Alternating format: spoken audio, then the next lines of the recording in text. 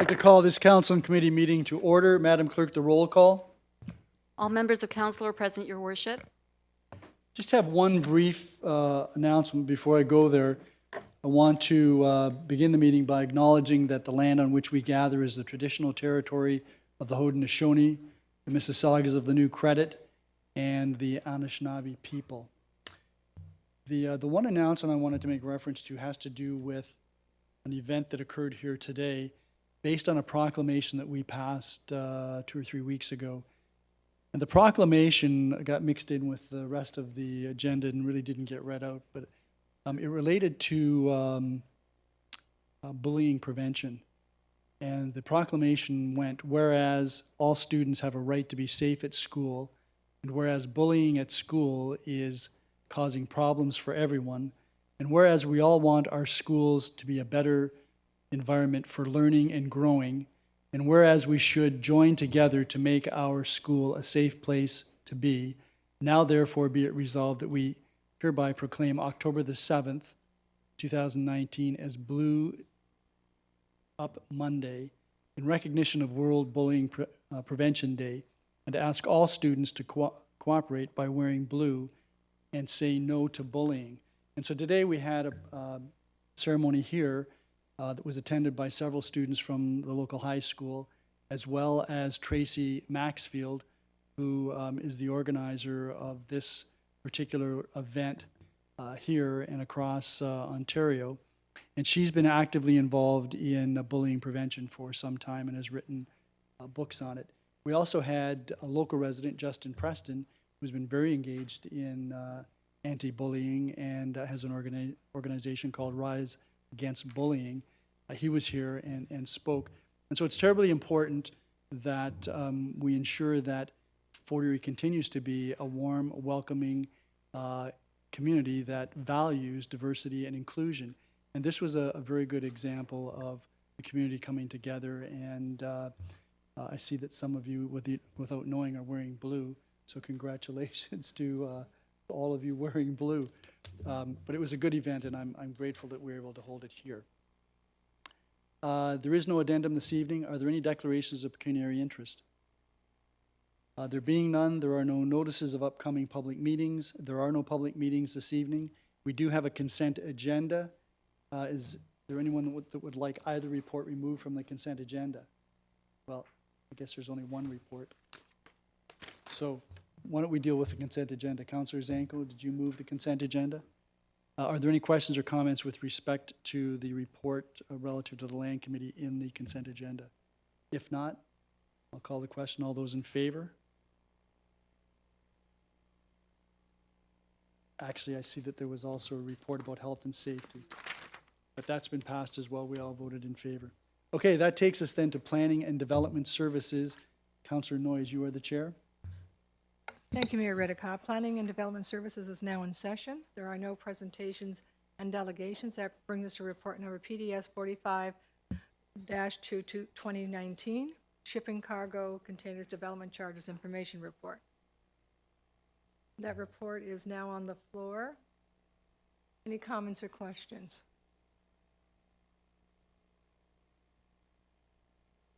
Mayor Redekop. I just had one comment, and that was with respect to the financial implications that are referred to on page 8.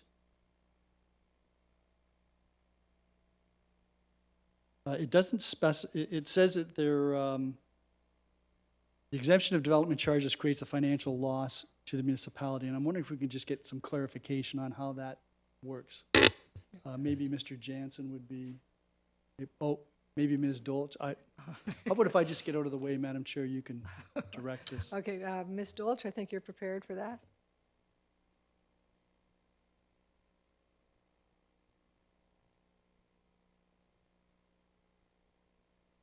I've done some quick calculations just based on the commercial properties, zone properties in the town of Fort Erie, just to give you kind of an estimate. So we've estimated that the commercially zoned properties to be about 1,063 parcels. If the development charges weren't collected for one shipping container per property, which is just a general estimate, and we use the larger container 8 by 20, It would be an impact on the entire budget of about 5% and 11% of the general levy, in total of about $3 million. So, Madam Chair, that somewhat gets indirectly to my point, which is if the development charges are not collected because there's a waiver and exemption, the money has to come from somewhere. It's my understanding that the development charges fund then has to be supplemented by money coming from the general levy. I wonder if we could get that confirmed. Ms. Dolch? That is correct. That is correct. In the general levy, the impact would be the 11%. Thank you. Any further questions or comments? Councillor Lubberts? Yes, thank you very much, Madam Chair. Just get some clarification on the on your calculations from Ms. Dolch. What you're calculating is for every property, commercial property, but do we know exactly how many containers are on commercial property? Ms. Dolch? Through you to the councillor, no, we don't know how many containers. That's why we chose the 1,000, to give you a fair estimate, the number of commercially zoned properties, because obviously if you exempt them, it exempts all of them. So everyone can put one on. Some people have 13, some people have 3, but if everyone put just one on, that would be the impact to the general levy. So we just did the best assessment we could because we don't know how many are out there at this point in time. So I just wanted to make my point that Okay.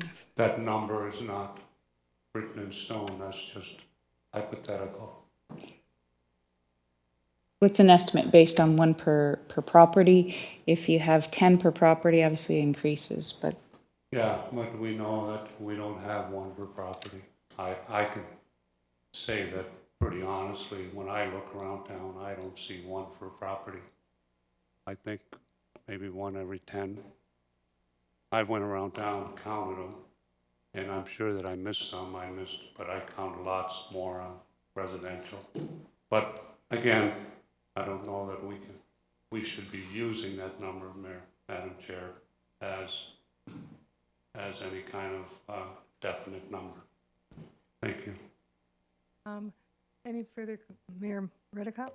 I'm indifferent to what number we use. That wasn't my point. My point is that if we waive or exempt a development charge, that amount has to be made up from somewhere, and that's from the general levy, which means all the taxpayers in the municipality would pay whatever amount we waive or exempt as a development charge. Thank you. Ms. Dolch, any other people have any other comments or questions? I have a question, Ms. Dolch, so thank you for staying there. On that page where the exemptions are listed, I think page 4 of 9. It has, in the third column, it has exemptions available, it says yes. And then under commercial exemptions, several of them say no. So I'm just wondering if you can tell me what the difference, like I understand the difference between commercial and exemption, but so where they're saying no, they're saying that there's no commercial exemptions on that property. So in other words, all the development fees development charges would be applied, right? that's correct. So everything under commercial exemptions, anything that says no beside it, full development charges would apply. The exemptions, when I see exemptions available, I mean, there are other exemptions. There's affordable housing exemptions, there's agricultural exemptions, there's industrial exemptions. So there are exemptions available, but commercial exemptions, no. Thank you for that. I guess the other question I have is that in regards to what we were talking about earlier in regards to development charges, and if someone puts a container in as opposed to building let's say a storage unit the same, if we didn't have development charges, do you think there would be a bigger interest in putting containers up? I would see if you put a standard accessory commercial building up, you would have to pay development charges, so owners would then save that cost. One further question. I was talking to someone who has several on his property, and I had an opportunity to talk about it today. And he was concerned about development charges on his particular property would be around $70,000 if he had to, pay the development charges. And he was wondering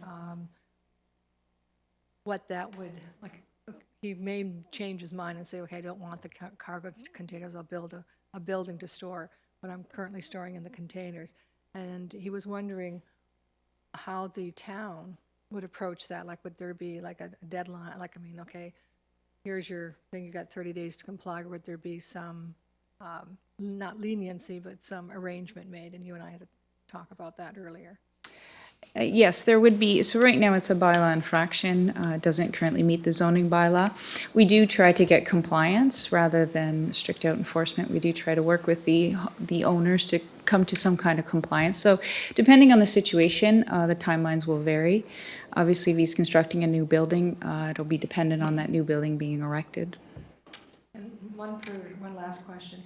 As he was requesting also, well, can he not be grandfathered in? But I'm not sure whether we can grandfather in an illegal use. That's correct. You can't grandfather in an illegal use to start with. It would had to have been permitted prior to the passing of a new bylaw. Thank you. Any further, Councillor Lubberts? Yes, thank you very much, Madam Chair. Ms. Dolch, on the, again, going to page 4 of 9, the last paragraph, it says development charges are applicable at time of building permit unless specifically exempted. And so when we look at the chart, and I see Fort Erie has the commercial exemptions. But what's the difference here? Is there something specifically that is exempted? Like when I read it, I see right off the bat, I think, well, everybody is exempted in the core areas. But is there anything that they would have to pay? What's the specifically mean? Through you to the councillor, unless specifically exempted, because sometimes you can be exempted for agricultural buildings if it's used for agricultural purposes. It depends. There are a number of exemptions, but if you just look at the commercial exemption specifically, if they're in a downtown core area, kind of the ones I've shown, the ones exactly shown in the mapping on page 5, as well as page 6. If they're within those areas, they're exempt from town development charges, but they aren't exempt from regional development charges. So if you're in the core area on one of the maps, then there won't be any development charges from the town, only from the region. There'll be an exemption from the town, but you'll still have to pay the regional development charges. And That's correct. There's nothing specific, right, in that last paragraph. There's nothing that would make you have to pay something. It is specific depending on what type of container. If it's for agricultural purposes, so there's different rules. If it's for an institutional property, so there's a number of different exemptions in the town's bylaw.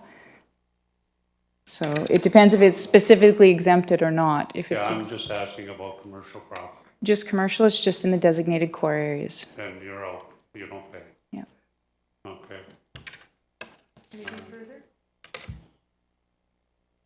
Seeing none, the report's on the floor. All those in favor of the report? Report carries. That brings us to the supplemental report PDS 45-1, 2019 Commercial Area Shipping Containers Recommendation Report. Now oh, that's already moved? Okay, that's already moved. Okay, so we're getting to the second. So this is a long recommendation, but I don't think we've actually discussed all the, I think we did the first part, right? I don't think we. Okay. This is just for information.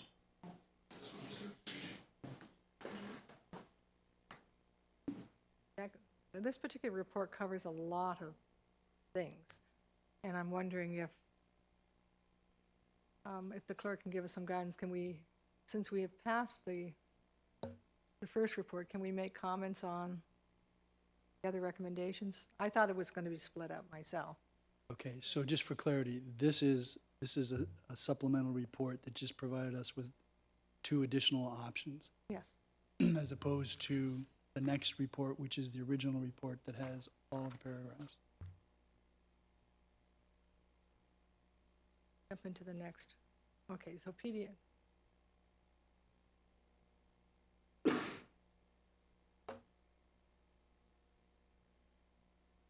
So we have 3 highlighted areas, right? Okay, so the second one is just information purposes. Okay, so now we're moving to the third, which is also under the same number. Schofield? Yes, PDS 45-1, it was previously on the floor on August the 12th, and it was postponed. It was also referred back to council, or to staff, rather, so it still needs to be voted on. Okay, so that's the one I'm going to put on the floor then, correct?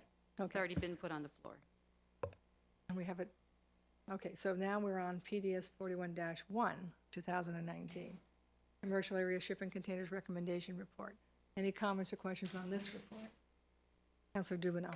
Yeah, thank you, Madam Chair. Just for clarification, because this is an information report which contained additional information, and that PDS 45 is where we get into the actual discussion about the actual implementation. I just want to make sure. Okay, very good.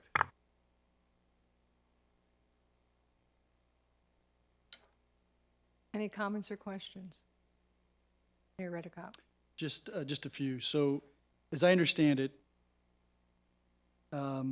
all commercial zones are subject to site plan control. Is that correct? Stolch? Through you to the mayor, that's correct.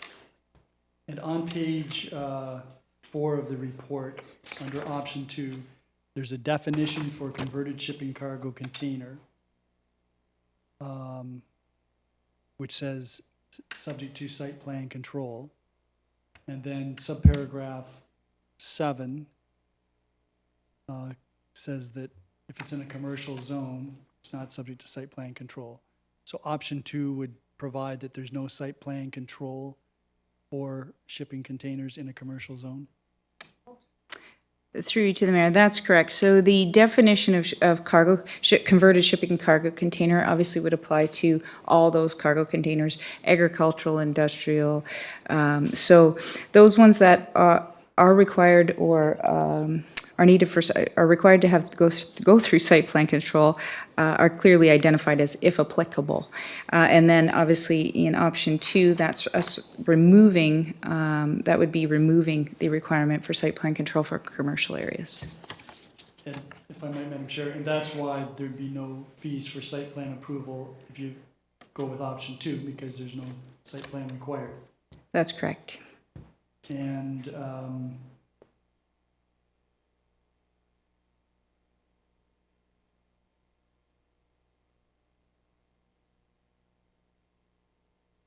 on the last page of the report, page 6 of the package,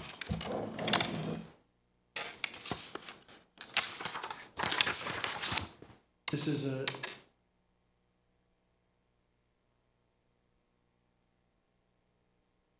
this basically is since this is your report, this is your thought with respect to fees for site plan control. That's correct. So generally, it's just indicating that council asked us in July to consider minor variance and site plan fees. And our concern is more consistency with other commercial operators. Any other commercial operator would be required if they're putting up a regular building that didn't meet the bylaw to go through a minor variance, as well as be required to go through site plan control. So I just wanted to provide council with some information on that as to why we wanted to make sure it was consistent, and our suggestion is that it not be considered. Because somebody who puts up a outbuilding or an addition in a commercial area would have to comply with site plan control. That's correct. They'd be subject to the fees and have to go through site plan control unless it's an addition to a commercial building. But There's option some two rules. provides that if you put up a shipping container, no site plan required. That's correct. And then finally, on page 13 of the package, which relates to the actual bylaw changes.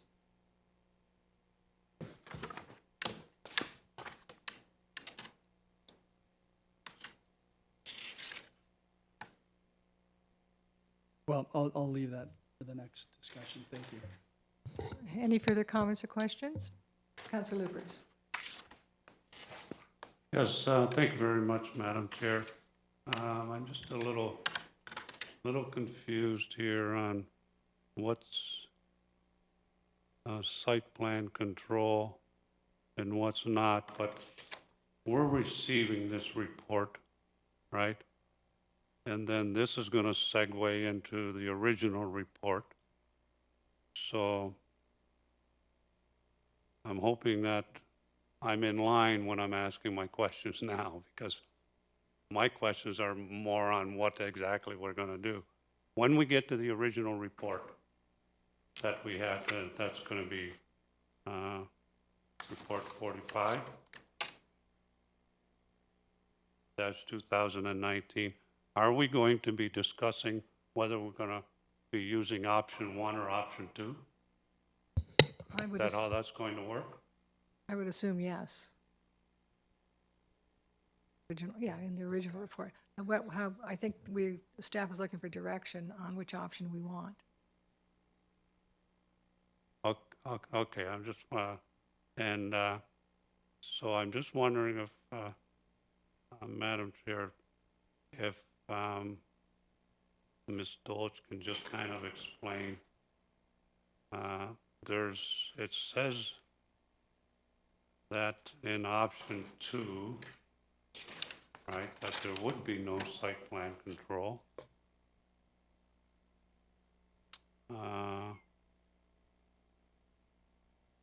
Accessory use in a commercial zone shall not be subject to site plan control. So, my question is, just off the top of, just for calculation purposes, and I'll use Mr. Steckley for an example. He has a property on the boulevard, right? And he wants to put a sea container on there. What would he have to pay if he was in option 1? And how much would he be paying if he was in option 2? So in, through you to the councillor, in option 1, that all shipping and cargo containers in commercial zones are subject to site plan control. So he would be responsible to pay the site plan approval fee of, it's approximately $800, just, as well as he would be, have his building permit fees and his development charges fees. So those 3 things would apply So in terms of fees. he would have a development fee? Oh, not in his, because he's in a commercial exempt area, no. Development charges though for the region, but not for the town. He'll pay development charge for the region, Yep. a building permit, and a site plan. And a site plan. But if Prov- we were in option 2, he wouldn't pay the site plan. That's correct. And Do you know how much that would be for, let's say, a container 20 by 8.5? in terms of, for a building permit fee for option 2 or site plan? Total cost on option 2 for 20 by 8.5 foot, I don't know. 8.5 foot, what would the fees be? I know for the development charges, he would be paying regional DCs of $1,926, roughly. And then in terms of building permit fees, I haven't calculated those, but I could do so. I did bring my calculator. So he would be paying, $1,926.40, roughly, for development charges, plus roughly $800 for site plan, not, you're looking in option 2, as plus building permit fees, which I'll have to look at what the building permit fees for an accessory structure is. did we get that? Because I'm curious. Well, what I'm trying to do is I'm trying to in my opinion, Madam Chair, we should be looking at trying to help commercial property owners out. And I understand that, you know, there could be a cost. I don't think that the taxpayer would be subsidizing anything here when we give them a deal and help them out, because it's money that these sea containers have been here for years, and we're not collecting nothing. And we get a building permit fee. It's a one-time fee. I talked to our Director of Finance. I talked to our CAO. And our town is in very, very healthy financially. So I'm trying to help the business owners here and trying to save them a little bit of money, right? So if we can cut down on their cost, but right now we're looking at $1,000 for development fees for the region, about $800 for site plan. That's in option 1, 800 But then there's building permit fees. building permit fees, so would it be around 2,000? I don't know, I'd have to calculate that for you. I can probably let you know. Huh? Um, I've got time to wait. Well, how about we'll defer that for now, and hopefully we can get an answer, because I know that Councillor Dubanow would also like to talk on the issue. Thank you, Madam Chair. I agree with Councillor Lubberts and the sentiment he has about wanting to help business owners with existing use. And I think we might be able to have a discussion tonight maybe around some of the compromises we can do in that regard.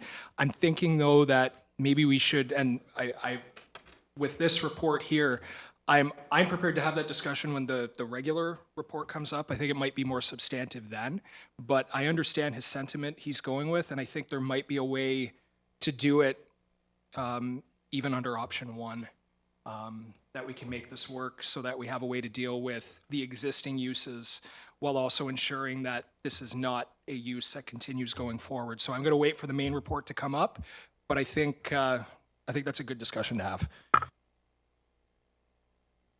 Ms. Welch, did that give you I think, Mayor Redekop, you had your hand up? Well, I just want to make sure that when we're trying to help business people, which I think we all want to do, we make sure that there are business people who actually are paying for site plan approval because they're putting up buildings or they're doing things that require that. So unless we're contemplating exempting site plan approval from all commercial properties, which I don't favor, I think we need to bear that in mind. Thank you. Ms. Dolch? Oh, Madam Chair, I think I still have the floor, right? I was just going to ask Ms. Dolch if she has an answer to your question, and if she does, then I'll. Not yet, we're just getting up the fees right now. Okay, Councillor Lubberts? Yes, thank you very much, Madam Chair. And just to follow up on the mayor's comments, I mean, when we looked at the chart in the last report that we already approved, right? We have exemptions in commercial areas already. And the commercial core areas. And it talks about the bylaw, so do we, Madam Clerk, can Ms. Dolce explain, do we have exemptions in the core areas already for site plan? Or is there only exemptions for sea containers in the core area? Perhaps Mr. Brady can answer that question. I was just over there a moment. When the councillor refers to exemptions, he started out referring to exemptions for DCs, development charges, and he wanted specifically to understand how they worked. And what the answer was that in the core areas that there are town development charges which are removed because we want to have those core areas like downtown Crystal Beach and downtown Ridgeway to flourish and move forward. So that was an answer of council. There is no area in the municipality that we have an exemption on site plans for commercial areas. In fact, we're taking legal action to ensure that those site plans on commercial areas are put in place because of how important they are in terms of the design of this community and making sure that it functions properly. Councillor Lubberts, does that answer your question about site plan? Okay, so, yes. So from what I'm understanding now is option 2 is just showing that if we go with option 2, then there won't be site plan control fees. There won't be site plan on any places where you would have containers, those that exist now and those that exist in the future. Yeah, Lubberts? okay, so if we go with site plan, okay, so now they're gonna save some money. So now that's, the $3 million that we talked about earlier is now reduced because we're not gonna be collecting the site plan.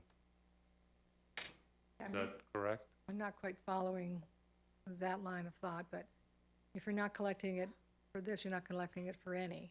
So I don't know how that changes. Well, right now, there is a site plan fee. They're not in commercial areas? Ms. Dolch? Through you to the councillor, yes, there is a site plan fee in commercial areas. If we go with option 2, then we're gonna reduce that. We're not gonna reduce it, but we're going to eliminate that fee if we went with option 2. Option 2 is just requiring them not to go through site plan control, therefore there wouldn't be a fee because they wouldn't have to apply for site plan control. The number changes again, that 3 million. Would change again, that we talked about earlier. No, the 3 million is the DC charge. That's the development charges. Site plan And you have fee. a site plan that you're not gonna be charging for, so that would change that number. No, Two of them. that number was just based on development charges only. I think if I can interject here, I think Councillor Lubberts, I think the point you're trying to make is that if, with the development charges being exempt, there's going to be a saving of 3 million, or a loss of 3 million. And that if we also exempt, if there's no charge for site plan, then that's going to be an additional, so it's not going to be 3 million. I'm just throwing this number out there. Yeah, right, It might yeah. be 4 million. There's gonna be addition It's going to be an addition. to whatever the site plan fee is. Ms. All Dolch? right. Through you to the council, that's correct. There'll be an additional site plan fee. And would be lost. I don't know if this is the right report to ask the question, but are there going to be conditions that if you put a sea container on your property, that it has to be used for your business? In other words, storage for your boxes or storage for supplies for your restaurant or whatever it is? Ms. It Dolch? has to be specific to your business? That's Is right. that? Through you to the councillor, yes, that's correct. So when we refer to them as accessory, that means they're accessory to the main use. So whatever your main use is, if you're a candy shop or something like that, it would be used for that commercial operation. So it's specific to that. Councillor Lubberts?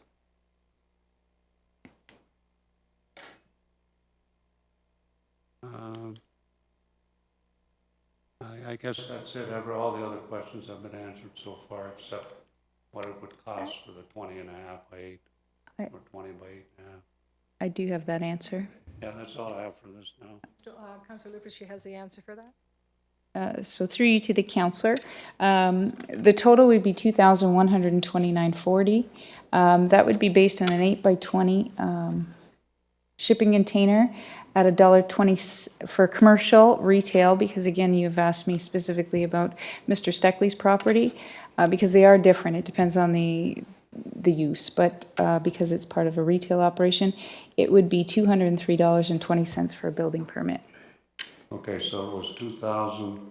$129.40, but that includes $1,926.40 of regional DCs, which you don't have the ability to waive. Yeah, and then there was how much for the building permit? $203. $203. Okay, so the 2129 is the total? $21.29. Yeah, and then DC charges was like 1,900 something. 1926, yeah. And 200 to the town. So it would cost for one unit, $2,030, let's say. Yeah, 2,130, yeah. 130, yeah. Okay. In an exemption area, All right, in an thanks. exemption area, yeah. Thank you, Council. Anything further, Councillor Lubberts? Yeah, do we know our development fees? The town's development fees? Yes. Again, Councillor Lubberts, can you be a little bit more specific in the corridors? There aren't any development fees. Are you Yeah, but, talking about yeah, anywhere else? non-core area. The We do non-core know that, right? commercial? Okay, all Councillor, right. Councillor, Ms. Dolch? Through you to the councillor, yes, the fees, if it was an 8 by 20 shipping container, the fee, the town's DC outside of a core exemption area would be $956.43. 956, And 956. 43? 43 cents. Okay. Okay. I think now, I guess we'll just wait till we get to the other report. Oh, just one thing, a typo. The bylaw, it refers to, What page? if you're looking at the page of, page, I think it was page 5. Yeah, on option 2, the first step, it lists the bylaws 134/86, and it's 133/86. I just wanted to bring that up so we all know that that needs to be changed. Through you to the councillor, that is correct. I apologize for that. It is in the original report as well as 134. We do have 2 site plan bylaws, but if you look at the appendices, they are referring to 133. Just a typographical error. Thank you, Councillor Lubberts. I'm going to go to Councillor Butler. She had her hand up. Thank you, Madam Chair. I just wanted to get some clarification or some perspective on this. So if we're looking at 212940 as an example for one container, if an individual company had 10 containers, then we're looking at basically $21,000 for the fee. Is that correct? Through you to the councillor, that's if they're in an exemption area. If they're not in an exemption area, the total DC development charge is $2,882.83, plus your $203 building permit fee. Thank you.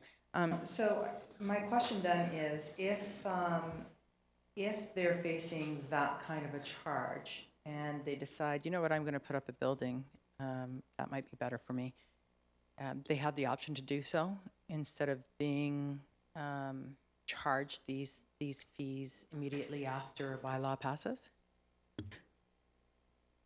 Through you to the councillor, any commercial building, any structure would be subject to development charges. The only difference is obviously it's based on a square footage rate. Sometimes you can have second floors and things like that that offer you more storage or storage areas. That may help, but it's generally a square footage fee. Thank you. I'm just analyzing to the mayor's point. I happen to agree with that. There are other commercial sites that build an actual structure and incur these fees and make that commitment. So I'm just weighing both of those. Thank you. Thank you, Councillor Butler. Any further comments or questions? Mayor Redekop? Yeah, just, maybe we could touch on the transition again, and I know that Ms. Dolch has made some comment about what would happen, depending on what happens here this evening, in the event people want to make changes or what have you. And I did have a discussion with the director with respect to this, and I wonder if he might want to expand on what Ms. Dolch has already indicated. So basically, the question is, what would a transition period look like after we're finished tonight? Brady? Certainly. Ms. Dolch made a very strong point at the beginning, and I'm going to emphasize it. What we want at the end of the day is people to move to compliance. So we don't want to penalize people for the position that they're in now. but rather we want to have them to move towards compliance.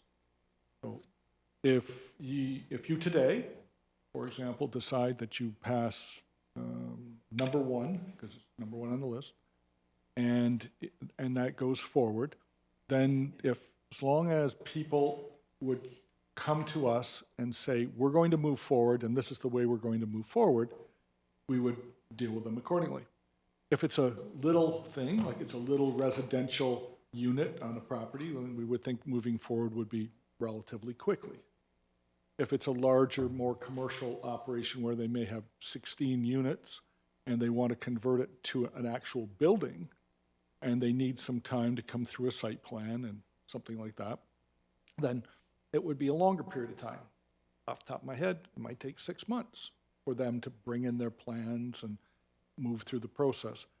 As long as people are moving towards a resolution on it, we don't charge them, if you will. If they stop, or if they ignore us, or if they continue to say, I'm not doing that because I don't want to do that, then we charge them and we go to court. That's the way we do it. Thank you, Mr. Brady. Mayor Redekop? That's fine, thank you. If no other councillors have questions, I have a few. Ms. Dolch, on page 2, it talks about 2 containers permitted with the appropriate setbacks. Permitted too high.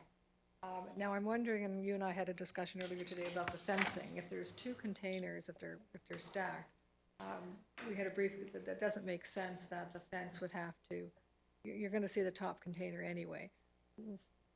And also if that particular property backs onto another piece of property, like an industrial, backs onto an industrial, or in this case, I'm using the one in Stevensville where it backs onto a trucking company. So it's basically they have their trailers, he has his containers. It really doesn't make any sense for them to have to construct a wall between the two properties. Would there be some leniency or some? I would suggest that if it is a concern that in option 1, that Roman numeral 8 that you just strike and any abutting property, that we screen from view from a street and take out from any abutting property. If you're going to go with the 2 stacked high, because you won't be able to screen that appropriately with fencing, given the fence heights in our fence bylaw. So you're suggesting we should strike which? Number 8, Roman numeral 8, and under option 1, the end it says, and any abutting property. Because if it exceeds 4.5 meters high, our fence height's 2.3 meters, so you won't be able to screen it appropriately without some tall trees. I have a further question on that.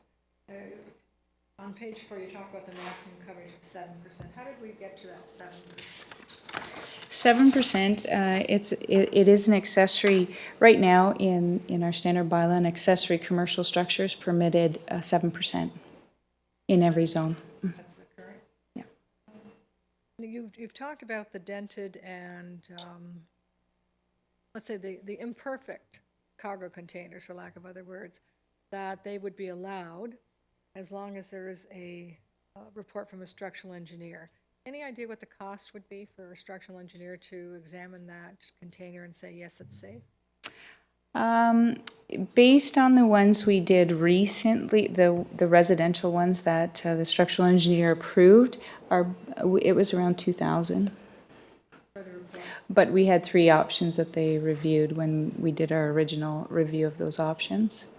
That was the residential ones. The structural engineer reviewed the architect's designs and then stamped them based on those designs. Okay, so I just want some clarification. So that 2,000 would be not something that's paid to the town, but something that's paid to the engineer himself. A structural engineer, that's correct. And it may be less depending, obviously that was for 3 separate reiterations of our designs. If it was just 1, it may be 700, 800, I don't, depend. Now, if I can continue, there are dents and there are dents and there are little imperfections and major imperfections. Would there be some discretion in regards to when you would require an engineer's report, like at the CASA 2000, when you wouldn't? So from my understanding from the chief building official, no, there are some also other concerns. So you will require a structural engineering report regardless. There's concerns on snow loads. There's an Ontario Building Code article that was sent through about concerns on snow loads on shipping container roofs. So they would be looking to make sure that those snow loads, especially down in this area, could be accommodated on those containers and still provide safety. Just to clarify, you would only be asking for the engineer's report if it was complaint driven, or if that there was an obvious problem with the container? The requirement would be at time of building permit. So everybody's required to get a building permit in the town for any structure over 108 square feet. So if it's over 108 square feet, the structural engineer would be required. The structural engineer required for if I put up a storage shed? If it's under 108 square feet, no. Depending on the designs, if you choose a design that's already pre-approved, in terms of somebody's already looked at it and Timbro has created a design that works, then no. That's my understanding. So I'm just looking at all the costs. So we have the development, okay. Let's pretend we don't have a core area, just to make things easier. So someone who has a container right now on their property, and it may not be in pristine, or regardless, even if it is, they're going to require an engineer's report. But let's say as we move forward, to get them in compliance, they're going to require the site plan, a building fee, the development charge, and also an engineer's report. That's correct. Okay, so the cost that we were talking about before, $2,129 and some odd cents, would be increased by another $2,000. Possibly, if it wasn't in pristine condition. I don't know. It depends on the container. Some don't have cracks or dents or anything like that. So those wouldn't require it, Thank you. other than for snow loads. So they would still, okay, I'm sorry. Yeah, sorry. They would still need it for the snow loads? They would, yes, I They- apologize. Engineer's report, so the containers that are out there now are going to all need an structural engineer's report. At this point in time, yes, unless the building code comes up with some requirement for that. Right now, it's just an article being given to the chief building officials about the concern and that the structural engineer should be requested to review them. In the future, they may come up with a design standard in the Ontario Building Code. So for now, yes. Later, I'm not sure. It seems that there are more and more disadvantages to putting containers in place as opposed to actual building the building.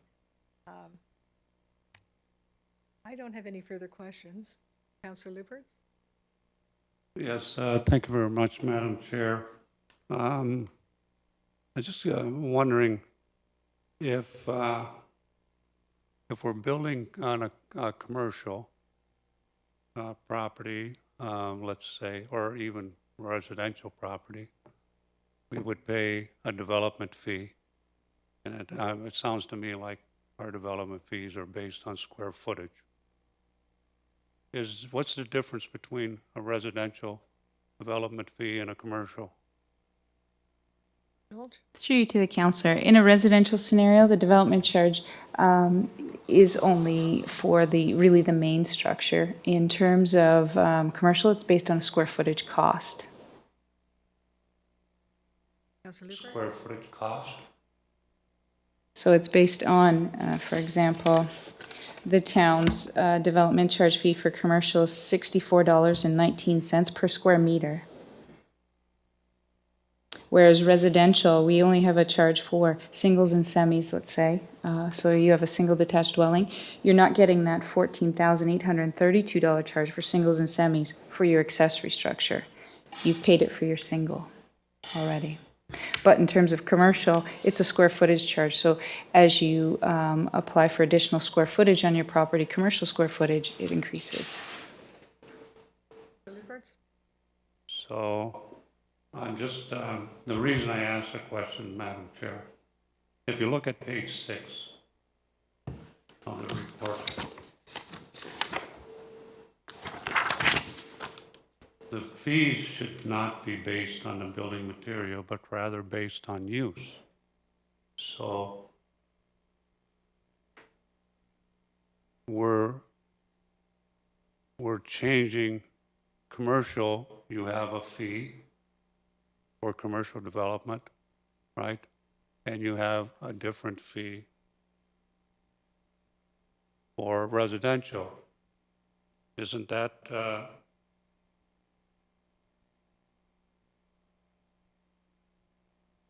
based on use?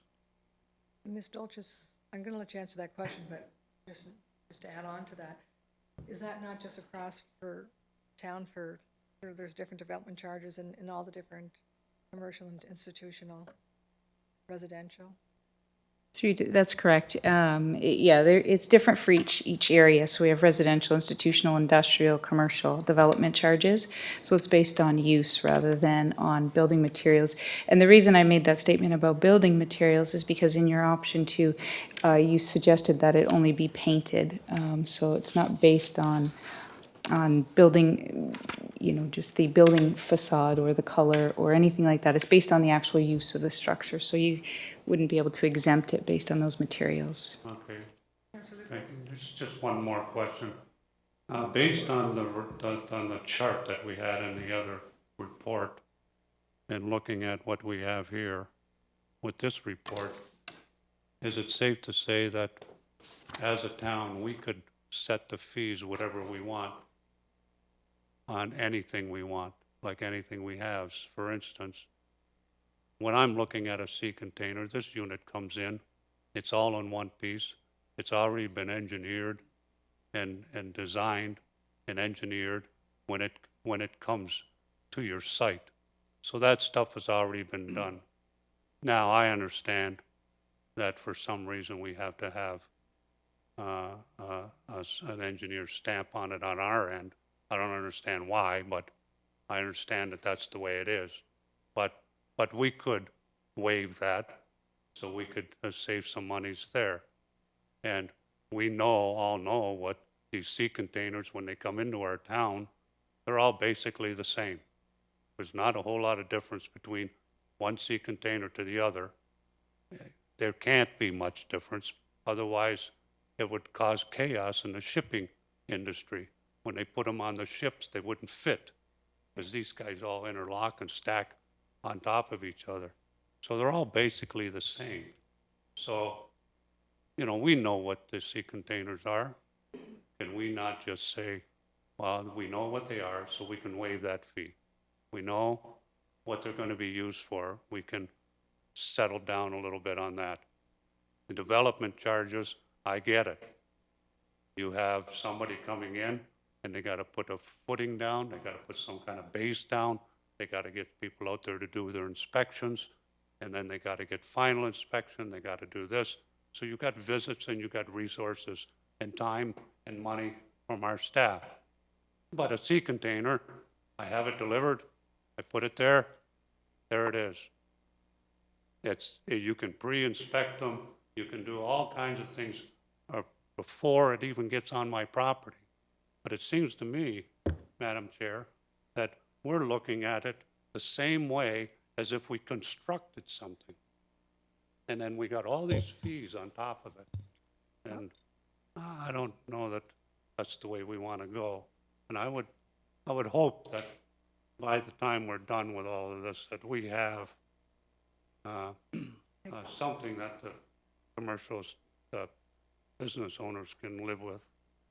Councillor Lubberts, I think the question that you had in there was that can we waive the requirement for a structural engineer on these containers? Is it within our purview to do that? Through the councillor, no, it is not. It's up to the chief building official Okay. Of the town? of the town. And we can't, it is what it is, basically. You through bylaw, you appointed him to take care and make sure the buildings are safe in the town, and it's his job to do so. So there is not an option for us to remove that requirement. No, there is not. Thank you.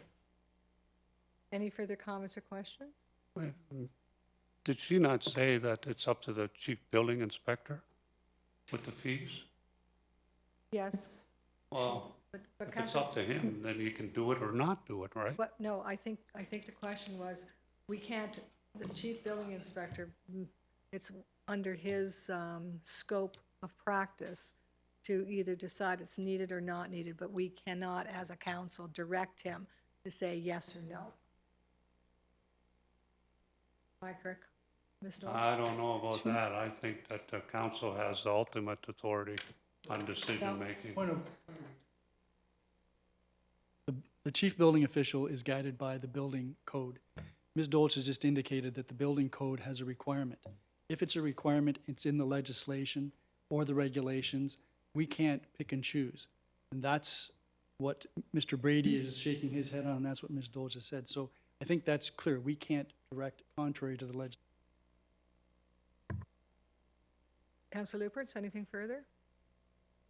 I'm not sure that that's right, but I'll look into that as well. My understanding, that council can always add to legislation, but they can't take away. But I think, And- Councillor Lubberts, the point Mayor Redekop was making is that you're trying to take it away. It's No, no. basically, it's an overriding rule that we have to obey, and our building inspector would have to obey Yeah. because that's part of his job. But the thing is we wouldn't be taking away anything from the building code if it's up to somebody's discretion.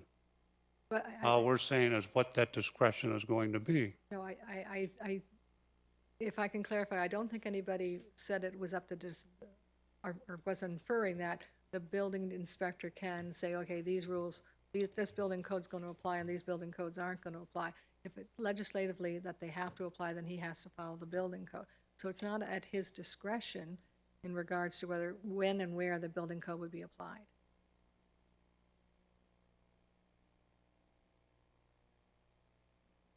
Yeah, I understand the building code, it's inspections and all that, but the fees is up to us. No, What we're because gonna he's not- charge. We're not charging them. We're not charging the structural engineer. The structural engineer is charging. In other words, the one who's providing the service, the structural engineer, that would be his cost, not the town. The town wouldn't be collecting that if am I correct on that? That's correct. We wouldn't be collecting it. That would be the bill he would be getting from the structural engineer. That really is, it's a requirement for the building permit. So he's going to have to do, step A would be get a structural engineer, get the report that says, yes, this is safe, this is sound. Here's your bill for $2,000. When he has that, he can come to the town and get a building permit. He cannot get a building permit without that document. That's my understanding. That's correct. Yeah, but that's what we can waive. No, we can't. It's Oh, in the okay, building I'll code. see. We can't. That's correct. The structural engineer cost is a separate independent consultant that he would hire to confirm that the building was safe prior to submitting his building permit application. The building permit then would come into the town. He would be responsible for all those fees beforehand. There would be a fee charged for the building permit fee when he arrived here at Town Hall. That's a council set fee. Mayor Redekop, did you have your hand up? I did. I move that we call the question. Okay. There's a motion to call the question. All those in favor? All those against? The motion carries. So the question is now called. All those in favor of the report? All those against? The report carries. That brings us now to report number. I have one. I'm going to ask the clerk for clarification. I did want to strike number 8. We do that now?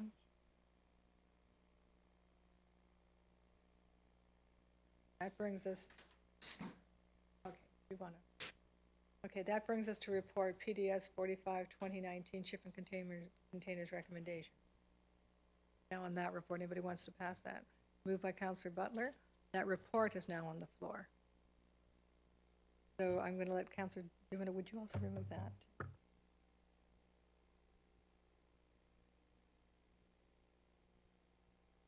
Councillor Dubanow? Yeah, thank you, Madam Chair. Now that we're at the main report, I'd like to move an amendment. Just for clarification, if I may, Madam Chair, did we originally, because was this moved prior, or are we just moving this now for the first time? Which option did we move before, or are we introducing an option now? Schofield? I don't think If you look on your agenda, the first recommendation is council approves the proposed shipping cargo amendments in commercial zones to the town zoning bylaw number 120-90 as amended and detailed in Appendix 1 of report number PDS 45, 2019. That's the first recommendation. Okay. So you're going back to that original one. Okay. So I am, for the sake of clarity, and I can be corrected if I'm not doing this right, but I'd like to move that, or like to move the amendment that we use option 1, if that is the way it's done, and that we waive fees related to zoning bylaw amendments, minor variances, and/or site application fees for application for storage containers on commercial property that are received prior to the end of 2019. And I'd like to speak to that, but I'll let you, Madam Chair. I didn't get it all, maybe we I could. didn't get it all either. Oh, I'll do it again. So move an amendment that we select option 1, which requires site plan control, and that we waive fees related to zoning bylaw amendments, minor, if a minor variance is required, and/or site plan application fees for applications for storage containers on commercial property that are received prior to the end of 2019. You have we don't need a seconder. That amendment is now on the floor for comments and questions. Councillor Dubanow? Yeah, thank you, Madam Chair. I understand both sides of this argument here about the desire to provide business owners with relief. At the same time, this was a non-compliant use. So I'm trying to see this from the position of a compromise, because we don't want to grandfather these and have essentially a free-for-all. But at the same time, I'd like to give a bit of a carrot to try and get people in compliance. So what I'm hoping to accomplish with this is it provides relief to existing non-compliance users to try and bring them into compliance. It does not necessarily mean that it's going to be approved, because there's still a process for a variance or a zoning bylaw amendment that would have to come before council. And it also does not waive the fees for new uses. So from anyone from this point forward, if they receive that application after that date, none of these fees are going to be waived. It does not waive the building permit fees. That's a health and safety issue. These need to be looked at. They need to be safe. It brings them into site plan to ensure that we have fire trucks and other things that can get in there and actually get through these properly. And it does not waive the DCs, which I think is a separate issue we need to talk about. But that's what I'm hoping to accomplish with this, is that we give the business owners that were non-compliant an incentive to come into compliance, and that we prevent further uses without these things being dealt with. So that's what I'm trying to accomplish here. Just to clarify, what you're asking then is that basically we're just be waiving the minor variance cost for a zoning bylaw, but we would continue with the and site plan control.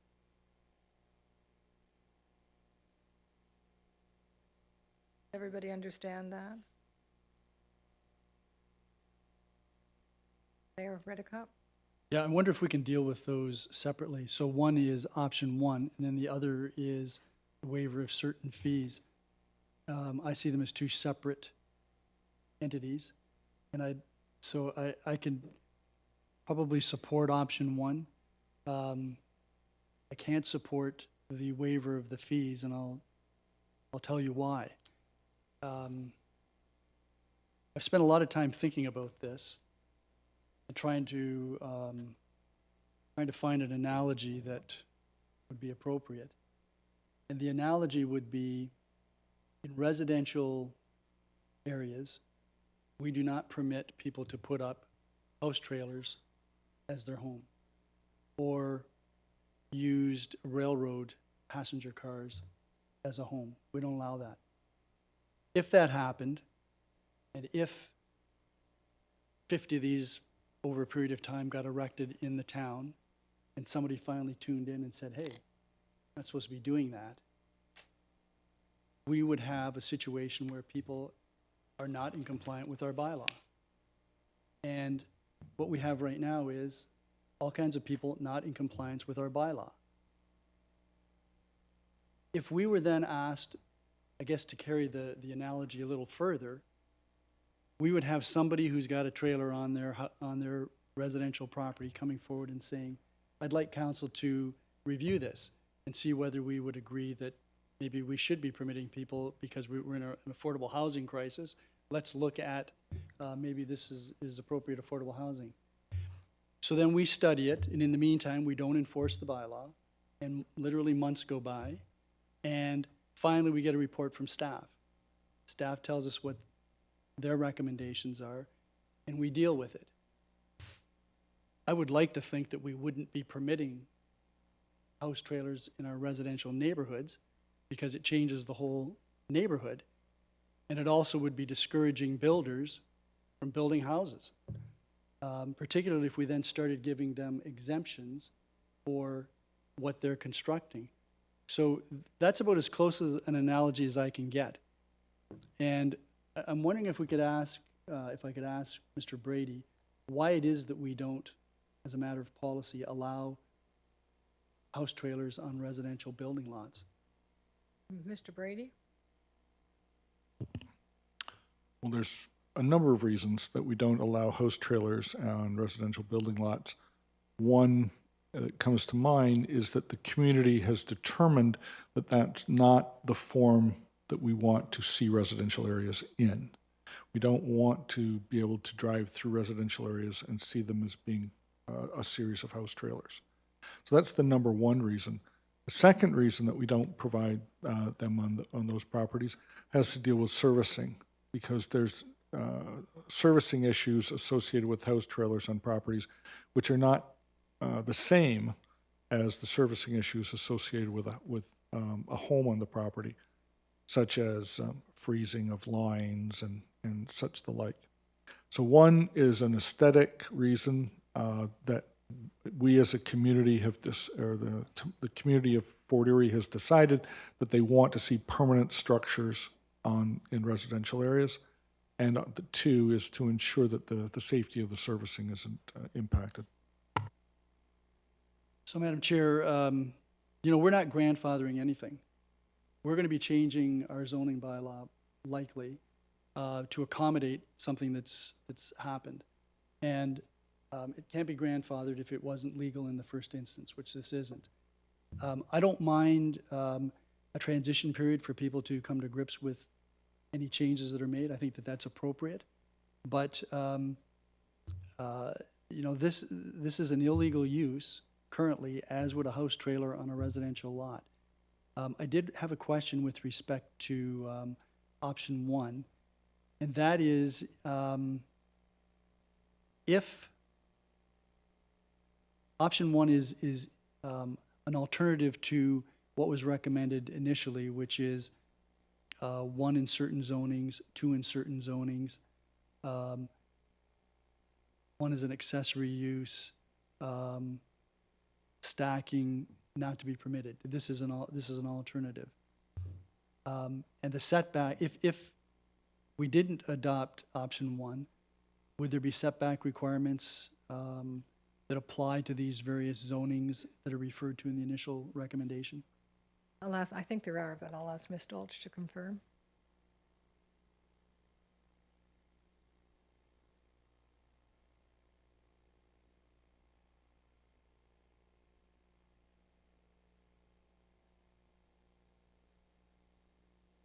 Recommendation, which was 1, converted shipping and cargo container for commercially zoned properties, plus they were allowed an additional 1 for residential.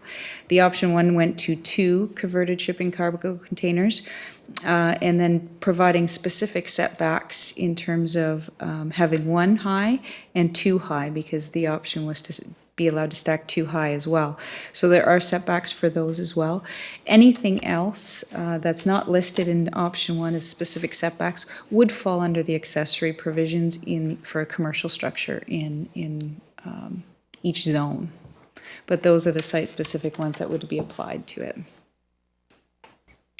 Any Redekop? Thank you, so Madam Chair. I'm likely going to stick with the original recommendation in the report and not support the amendment. Councillor Lubberts? Yes, thank you very much, Madam Chair. I don't know if we're actually following our rules of procedure properly here. And I just want to ask the question, and I'm not opposed to anything that's happening, but I would prefer that we decide which option we're dealing with here, because Councillor Dubanow wants to bring forward an amendment to option 1. Well, option 1 hasn't been approved yet. I think we need to decide whether we're going to do option 1 or option 2, vote on that, and then we'll make the amendments. Because we can't be making amendments to something that hasn't been approved yet. Maybe the clerk can help us out here, but Yeah, I'm gonna have, I'm not thinking that. I think that we should let's go 1 or 2, and then talk about the amendments. I'm gonna let Ms. Schofield respond to that. Okay, Through you, thank Chair, to Councillor Lubberts. The way that Councillor Dubanow has approached this is correct. What he's doing is he's amending it, so it's option 1. If someone wanted to move a further amendment so that option 1 is amended further, we could do that, and then you would get to the end of the day. But you don't want to approve option 1 and then go ahead. That was almost a reconsideration. If you're going to approve option 1 and then go to your next step and amend option 1. All right, okay. Councillor Lubberts, does that answer your Okay, question? yeah, thank you. Then, So there's, okay, we're talking about the amendment, right? the fees. I, That's, he just wants to waive the fees up until the end of this year. no, I don't think that's, Is that what the amendment is? okay. But when you're saying, Councillor Lubberts, I'm gonna get Councillor Dubanow to clarify. I have down that building permit fees would still be necessary, and so would development charges. So you're not waiving, he's not waiving those fees. Yeah, not all the fees, no, he's Okay, just gonna that's, waive. he was site going to plan. waive site plan and the minor variance or changes to the bylaw. Those are the fees for the, that's what he's recommending, not all the fees. All right. Well, if we're gonna,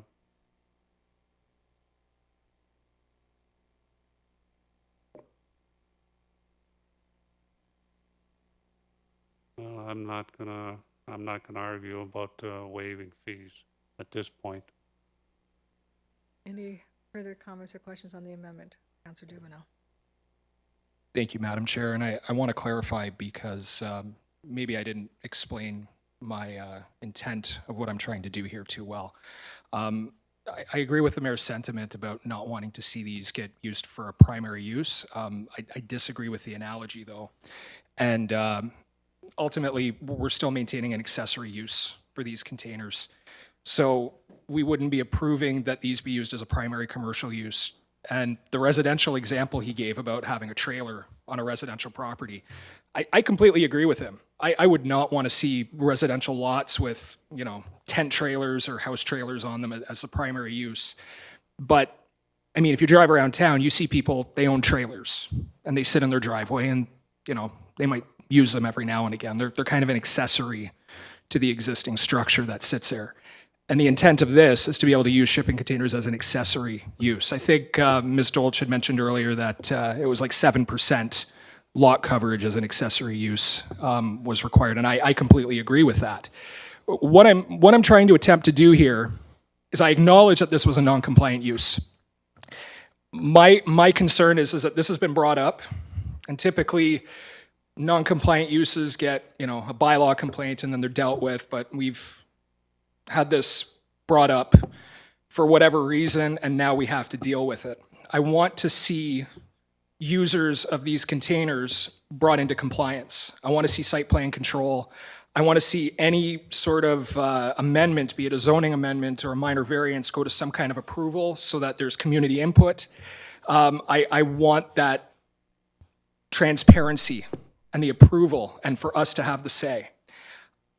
I completely disagree with the suggestion of grandfathering because we're not grandfathering anything. We're simply waiving the fees so that the users who have a need are encouraged to come into compliance. And if the applications appear before us at council and we're not happy with something and we, vote against it, we have every right to do that with any zoning bylaw amendment. And the Committee of Adjustment has every right to do that for a minor variance. So I understand the mayor's sentiment not wanting to see these containers become a primary use. I completely agree with him. I'm trying to find a way to incentivize compliance with existing users who are using them as an accessory structure. So that might be the bit of the concern there. It's just about accessory use under the existing bylaw and giving them until the end of the year. Once the end of the year is over, any existing, any new applications, they got to pay the fees. This is about just the existing ones that have been roped into this whole situation that we're now having to deal with to incentivize them so that fire trucks can get through containers, so that they're placed safely. We're not waiving building permit fees because we need building permits. They have to be safe. They have to be structurally sound. We don't want one of these falling down and hurting someone. And I'm not prepared to take on that liability by waiving these fees.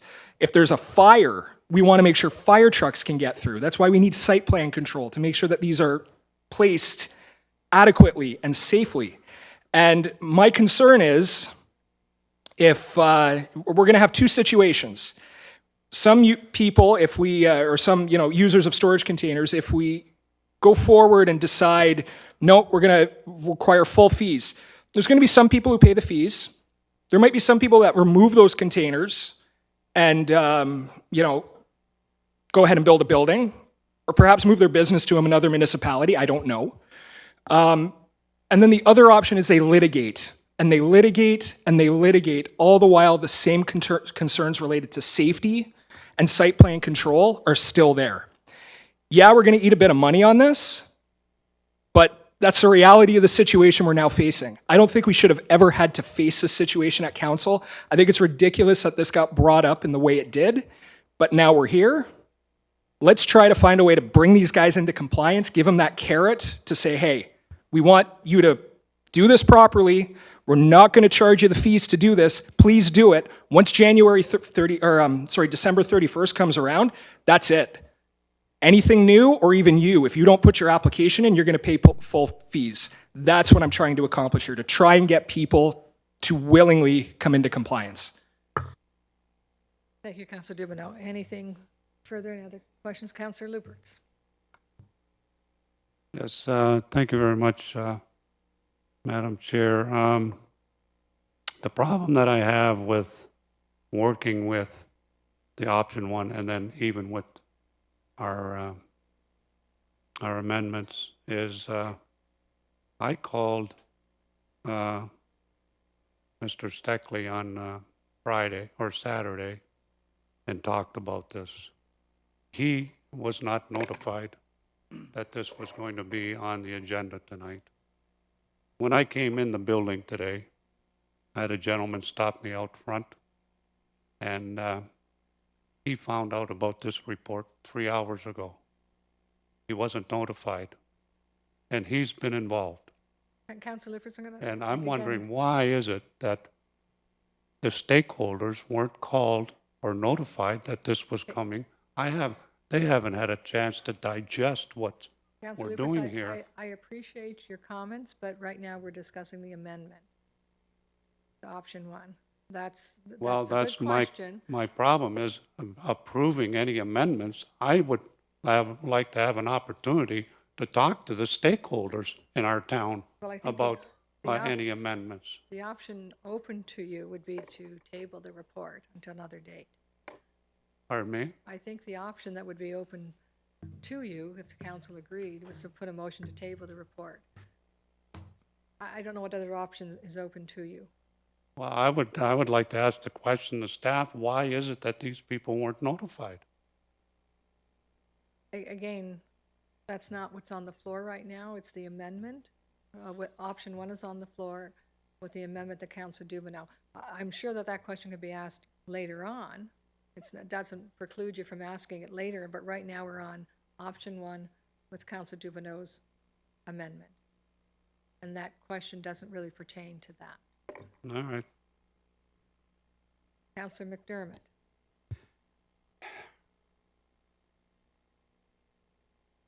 This is a frustrating one for me because I'm not understanding the outrage to the left of me today, because we wouldn't even be here today if it wasn't for the fact that he has brought this up and turned a whole bunch of people in with regards to sea containers. Councillor McDermott, I'm also going to remind you that there's option 1 and we're talking And about the amendment. I'll go there right now. I fully support anything that we can do to help these folk. And this is only a minuscule way, really, in what Councillor Dubanow was asking. It's not a whole pile of money, but the problem is, now that we're here, it's hard to put everything back in the barn. There are just so many charges here for this sort of stuff. To me, it's outrageous. To me, it is. I don't agree with all these charges. I don't agree with it at all. I don't agree with the fact that we are even here, to be honest with you, because nobody even knew there was any sea containers until it was brought to our attention. So, I mean, I will support Councillor Dubanow's waiving of this. It's only a small pittance of what people have to pay, and I'll support this amendment. Thank you, Councillor McDermott. Any further comments or questions? Councillor Butler. Thank you, Madam Chair. I think the issue is that there's many individuals or corporations or companies that are non-compliant, and while I appreciate Councillor Dubanow's amendment, I can't support it tonight because, in my opinion, I disagree with his statement about existing properties being roped into this situation. I think that they put themselves into this situation. Had they have been compliant, we wouldn't be dealing really with the issue. So I think the bottom line is that there is a non-compliance issue. We have to deal with it. And the question for me is it fair to give somebody a break when they've been non-compliant for many years? So, thank you. Any further comments or questions? Councillor Dubanow, I have a few questions. In regards to the minor variance, I just want to get some clarification. You talked about site plan control. We will be having site plan control and not charging them the fee for site plan? That's my intent. Okay. Is that there would still be site plan control, but the fees for the application, if it's received prior to the end of the year, would be waived. Okay, so in other words, they would still have to meet the requirements of the bylaw itself. Absolutely. I want to make sure of that. The building permit would still be required, and to get the building permit, they would still require, and I think this is what you referred to, the safety, they would still require a structural engineer's report to be able to get the building permit. Absolutely. You can't compromise safety as far as I'm concerned. Now, I'm going to, if I can, ask Ms. Dolcher, Mr. Brady, in that scenario, is that a possibility? Are we breaking all kinds of legislative rules? If council sees fit to pass the motions or the amendments to the bylaw this evening, which would be strictly the application fees for zoning bylaw amendment if it's required, or a variance if it's required, and or a site plan application if it's required, I don't see you breaking any rules. Okay. It may put a little stress on our department with a whole bunch of applications coming in, but that's a sort of a horse for a different day to discuss. So I'm not too concerned about whether or not that's breaking any rules, and we will adjust accordingly. I have another further question, Councillor Dubanow. Yours is still then restricted to accessory use. It would still have to be an accessory use to the primary business. That's absolutely correct, yes. The only thing I would ask then is that I can support most of what you've said. My only concern is that your drop dead date being the end of this year. I would think that it should be as of today's date. In other words, if they're there, they're there. I don't want to see a mad rush of new seed containers put here, put there, put everywhere. Just to clarify, Madam Chair, it's just for the receipt of the applications. As far as the way I perceive things, we would have no way of knowing who has a container as of today. We don't have any tracking. We don't have any licensing. The intent of this to set up a drop-dead date for the waiving of those fees is the idea that the people who already have containers who are most affected by this are going to take advantage of this window to get their applications in. Anyone beyond, January 1st and beyond, they're going to be to the exact rules. They're going to be paying those fees for the zoning bylaw if required, the site plan if required. It's only to try and incentivize the current non-compliant use to come into compliance. And to that end, I'm just wondering then, just to make sure that I understand the amendment, is that the site plan application is for existing containers only as of today's date. If you can prove it, sure. Well, I don't know if you can. That's why I went about it this way. Well, I would imagine that if somebody sees there's 10 new containers on a piece of property that it wasn't there a week ago, that we can assume that they're trying to rush. I would just want it that for existing containers. If I may, Madam Chair, if Mr. Brady and the planning department has a way to realistically enforce that, I would be happier with that, but I don't think they can. That's why I worded it this way. But if Mr.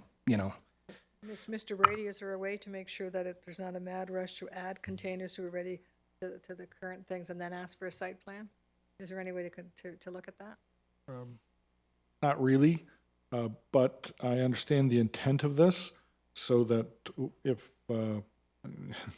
it's fairly obvious if there are new containers on the site. So you'll have to give staff some discretion in this fashion. But I understand what you're saying, is you're saying this is for those that exist today, and that you're providing them with a mechanism to bring into conformity. Councillor Dubanow? Yeah, Madam Chair, thank you. The intent of this, a zoning bylaw amendment, even though we're waiving the fee, the amendment would still be processed as normal. So I imagine it would be coming before council for approval. And just the same, if it was a minor variance, that would be processed as normal and it would come before the committee of adjustment. I would imagine whoever is sitting within those bodies, be it council or the committee of adjustment, could exercise whatever discretionary powers they have within the body they sit in to determine whether someone is taking advantage of the intent of this, and then go from there. I don't know if I'm beating a dead horse here. Okay, again, the existing, we're talking about option one, the amendment for option one, for existing containers now, and we're going to waive the fees for minor variance, and we're going to waive the fees for site plan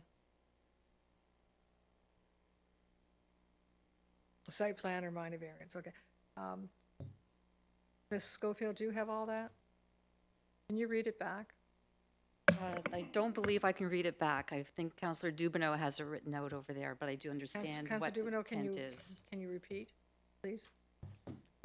Just as a point of order, are we going to deal with these separately? Option one and then the waiver? Sure. So you're putting, well, I thought I thought the clerk was saying we have to, he was doing it the correct way. We're dealing with the amendment. Okay, so what I want you to do is read the amendment. Okay. The amendment is option one, but that's the first item. So the second would be that we waive fees related to zoning bylaw amendments and or minor variances and or site plan applications as required, or fees as required for applications for storage containers on commercial property that are received prior to the end of 2019. For existing containers?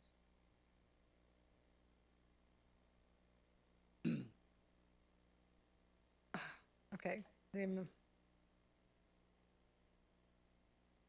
Mayor Redekop. Yeah, I'd like to get a little clarity, because if we amend the zoning bylaw, whether we go with the original recommendation or whether we go with option 1, there will be storage containers permitted in commercial zones where they have not hitherto been permitted.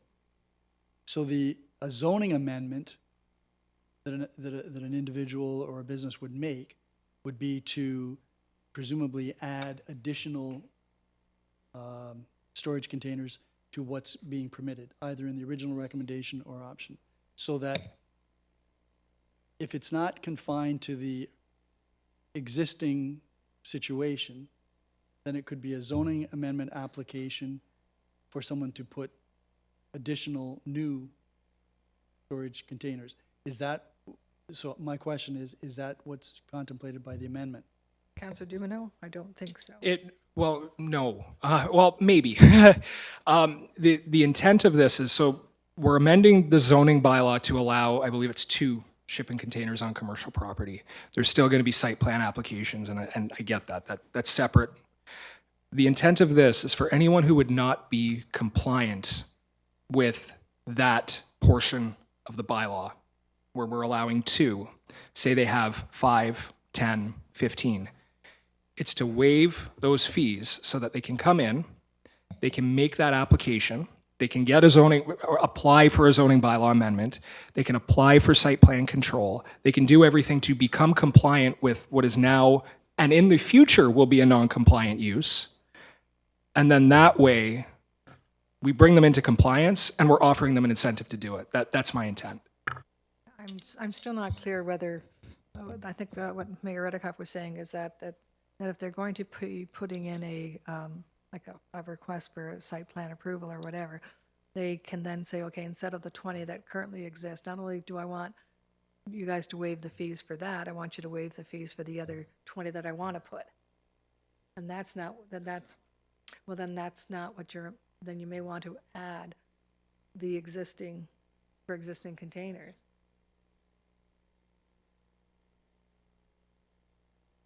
Well, let me ask one other further clarifying question. So then, in terms of the minor variance, we've got some setbacks that are referred to here, either in option 1 or in the existing bylaw. So again, these would be containers that wouldn't comply with whatever amendment we make to the zoning bylaw. And so there'd be lesser setbacks. So if that's the intent, I guess my question is, and I understand your desire to bring these into compliance with the new zoning provisions that we're going to approve tonight, what about all the other people that apply for zoning bylaw amendments or minor variance applications that have nothing to do with storage containers? They may have to do with whatever, a shed, a house, you name it. What's the rationale for requiring those people to pay for the zoning amendments and these people not? Simply to bring them into compliance? Councillor Dubanow? Thank you, Madam Chair. And I understand what the mayor's saying, and I don't necessarily disagree. The reason we're doing this, though, is because it's before us now. And if I were to use another example, in some municipalities, particularly in Quebec, but also in Ontario, and where they have a lot of snow, there's these temporary shelters that you have that go over driveways. And in Quebec, they call them tempos. And they're intended to keep the snow off your car, but they look like a tent that you can see through. And people set these up over their driveways and they drive into them. And some municipalities permit these, some municipalities don't. It's specific to each area. So if we, in Fort Erie, we never permitted tempos, but we had them popping up all over town, and no one was saying anything. And then one person made a complaint about one, and it turned into this whole political football that then got dropped up to council, and then all of a sudden now we're forced with a decision to either ban these entirely, find a way to make them compliant, find a way to make them safe for snow loading, all that good stuff. I think that would be a similar situation. I understand, anything else related to site plan control and zoning bylaw amendments. Yeah, other people have had to pay the fees. Anyone after 2019 who's dealing with an application that they want to change or permit use of storage containers would have to pay those fees. I'm just trying to find a way to turn what should have never come to council this way into something that's not going to present a situation that disincentivizes business owners in Fort Erie. I mean, my family owns a small business in town. It's tough. And I mean, we throw around numbers like, $45,000 in development charges and stuff like that, and we're thinking, oh, well, businesses, they make a lot of money and they can pay these fees. No, it's not easy for a small business to pay these fees. They might have to go to the bank, they might have to go get loans, they might not even have the available cash flow to deal with it. I don't want to see someone say, to heck with this, I'm just going to pick up shop and move to Port Colborne or anywhere else that permits these things. I'm trying to keep businesses in Fort Erie and trying to do something for them. I don't know if this is the right idea. I get where council, the opposition to this is coming from. I get it, because consistency and fairness is important, but I'm trying to be fair to the people who were roped into this when they never should have been. And if we had a similar situation with those temporary storage snow structures, I would try to do the same thing for them if they'd been sitting around for 20 years and no one said anything until it turned into this whole mess. So I get where the mayor's coming from. I think the situation is a little odd, and I think we need to deal with it on its own merits, and that's what I'm trying to do here. So can I just finish? Mayor Redekop? So I know we're going to deal with these separately, but I would like to move an amendment to the second amendment to provide that it relate to existing. Okay, then, okay, fine. Okay, so there is a friendly amendment to the amendment, and it's accepted? Okay, so do you want to read it with the friendly amendment, just so that we all know? Why don't we deal with option one first? Okay, let's deal with option one first. Okay, so we're putting option one on the table? Are you? Okay, Option, as amended? option one as it appears in the, Okay. I'm gonna ask the clerk. I understood that we would be looking at option one as amended. we're amending, Madam Clerk, we're amending the original report by changing what was in the original report with option one. So that's an amendment. And then that will be further amended to provide for the second amendment. Okay, people are shaking their heads like they understand, so I'm gonna shake my head too. Okay, so option one is now on the floor for comments or questions. Councillor Lubberts. So, this is where I'm getting confused, because I would like to make an amendment as well on option one. So I would like to deal with the amendment that's on the floor now. And then if we have any further amendments, I'd like to. Miss Schofield? Help? Bear with me, I'm thinking for a minute here. I understand what Councillor Lubberts is saying. I would think that you would vote on the first one, and if it's defeated, then you could move another one. Yeah, we're going to vote on the amendment. That's But what I thought Madam Chair, you're asking to vote on option one. I'm of the same. I'm willing to go with the amendment, vote on the amendment, and then I want to come back to option one and make another amendment. That's my understanding, but I'm being told by the clerk that's not the right way to do it. Well, as a point of order, Madam Chair? If we're going to deal with option one separately as an amendment to the report, it is appropriate to move to amend option one. That would be appropriate, and we can deal with option one. When we've done with that, then we go to the amendment with respect to the waiver of fees. So if Councillor Lubberts has an amendment in mind, he should move it to option one. Okay. Councillor Lubberts, you want to move option one? I thought that's just what Councillor Dubanow, he moved option one, and then he put an amendment to it. That's. Yeah, but you can, So let's vote on the amendment, and then now we bring back option one as amended back on the floor, and we make a further amendment. Schofield, that's how I understood it, but, That's the way I understand it should happen. let's just vote. okay.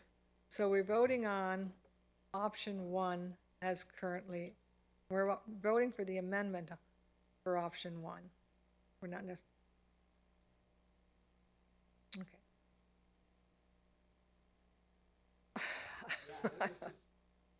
I think what we should have done is probably put option 1 on the floor first, as opposed to amending it before That's it what was I actually said put at the on the floor. beginning. Councillor Lubberts, that's exactly what you said. And anyway, but we went a different way. So now we're here.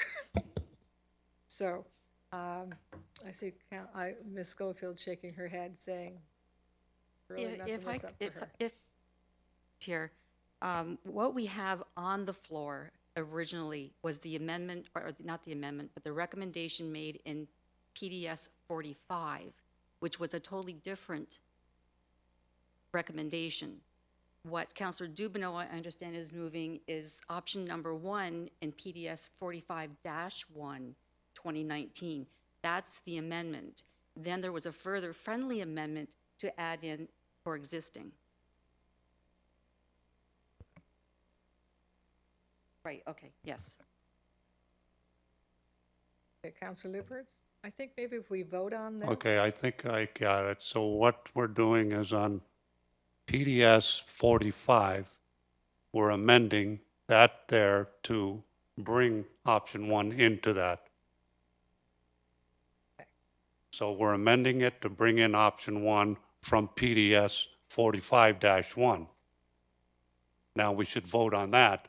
And then, now that it's on 45, now we vote on the amendment to 45 as amended.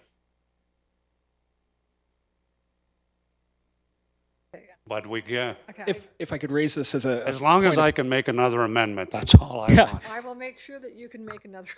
Just as a point of order, we're voting, we're going to vote on option to amend to include option 1 from PDS 45-1 in PDS 45. And then I'm assuming, because my amendment was 1, so we're doing 2 separate votes on it. So then the next part, we would immediately go into the second amendment, which we clear up the wording and everything, and then we vote on that. And then my understanding is if we defeat or pass that, then Councillor Lubberts would have the opportunity to present further amendments prior to passing the report as amended. As others, okay. Okay. So let's do that. So it's on the floor. Option 1. I'm calling the vote. All those in favor of option 1? All those against? Oh, I think you voted twice. Councillor Butler, let's do that again. I don't think you can vote twice. All those in favor of option 1? All those against? Yeah, I'm going to vote in favor of option 1, so that it carries. So that brings us to the amendment. The second part, right? The second part, Do you want me to read it again? I think that probably would be helpful. Ms. Schofield, do you have it, or would you? She's pointing to you, Councillor Dubanow. Thank you. That we waive fees related to zoning bylaw amendments, minor variances, and/or site plan applications for applications for existing storage containers on commercial property that are received prior to the end of 2019. And I hope the clerk got that, because I have a lot of scribbling here. Now, we have discussed this. Specify December 31st. December 31st, 2019, I'm fine with that, yes. That amendment is now on the floor for comments or questions. All those in favor of this amendment? Okay, can you see your hands again? I see Carol put up her hand now. Okay, can I please see your hands and keep them up there? 1, 2, 3. Okay, all those against? Okay, I'm going to vote in favor of Councillor Dubanow's amendment as modified. That brings us to any further comments or questions on the report as amended. Councillor Lubberts. Yes, thank you very much, Madam Chair. If you look at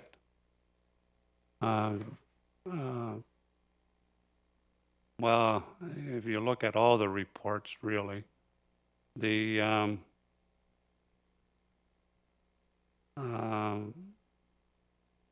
there was some talk about that the unit, the shipping cargo container, had to be cladded, right? And we recommended that or we requested that they not be cladded and that they just have to be painted the same color as the existing building or the main building. And if you look at option 2, that's item 9. And I'd like to amend that we have that item 9 from option 2 brought into option 1, What exactly does added that to say? option 1. I'm sorry, I don't have the options in front of me, so what exactly does that mean? That they be painted, not cladded? Oh, option 2, 9, says converted shipping cargo containers for an accessory use in a commercial zone must be painted the same color as the main building. Yes. And I would like to amend that we bring that and add that into option 1. Okay. Comments or questions on that amendment? Mayor Redekop? Yeah, just of staff, why would that not have been included in option 1 if staff considered that appropriate? Katie or Ms. Holt?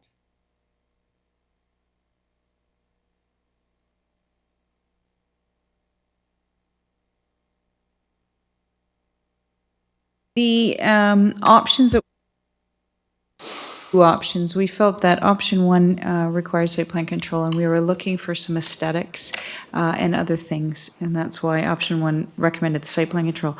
Option 2 was without site plan control, and that's why it was just for the painting of the structure, so that you wouldn't require the cladding or anything like that. Our recommended option would obviously be site plan control, which was their original recommendation in the first report. But we provided 2 options based on the parameters provided by council. One being, there was kind of 2 sides that were communicated the last meeting, and we provided those in both option 1 and option 2. Right, but as I understand it, we've adopted option 1, which means there would be site plan control. That's correct. And Yeah. Okay, thank you. Yes. so, Ms. Holt, should you just stop you from getting any down? So, Councillor Lubberts' amendment would be to say that even with option 1, they could be painted, not necessarily clad. Because in option 1, it says that they have to be clad. That's correct.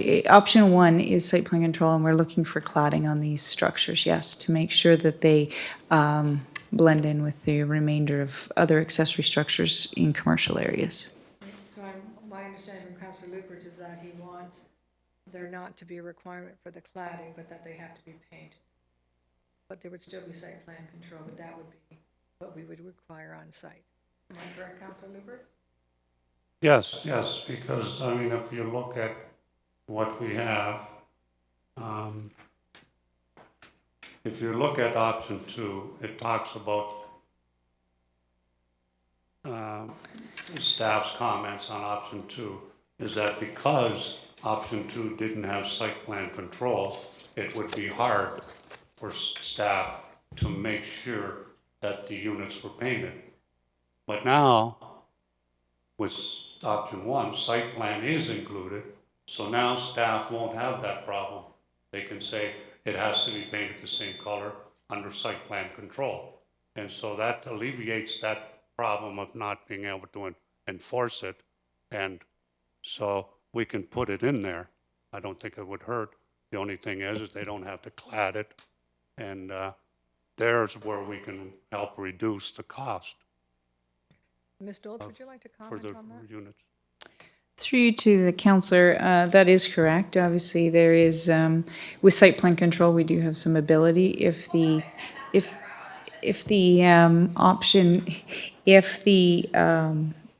request of Councillor Lubert was put forward and approved, that's something we would control through site plan approval, would be the painting. Other things we control are grading, making sure the setbacks are met. If fire trucks need to get around for emergency services, those things would all be looked at as part of site plan control. So it's just really discussing whether it needs to be cladded or painted.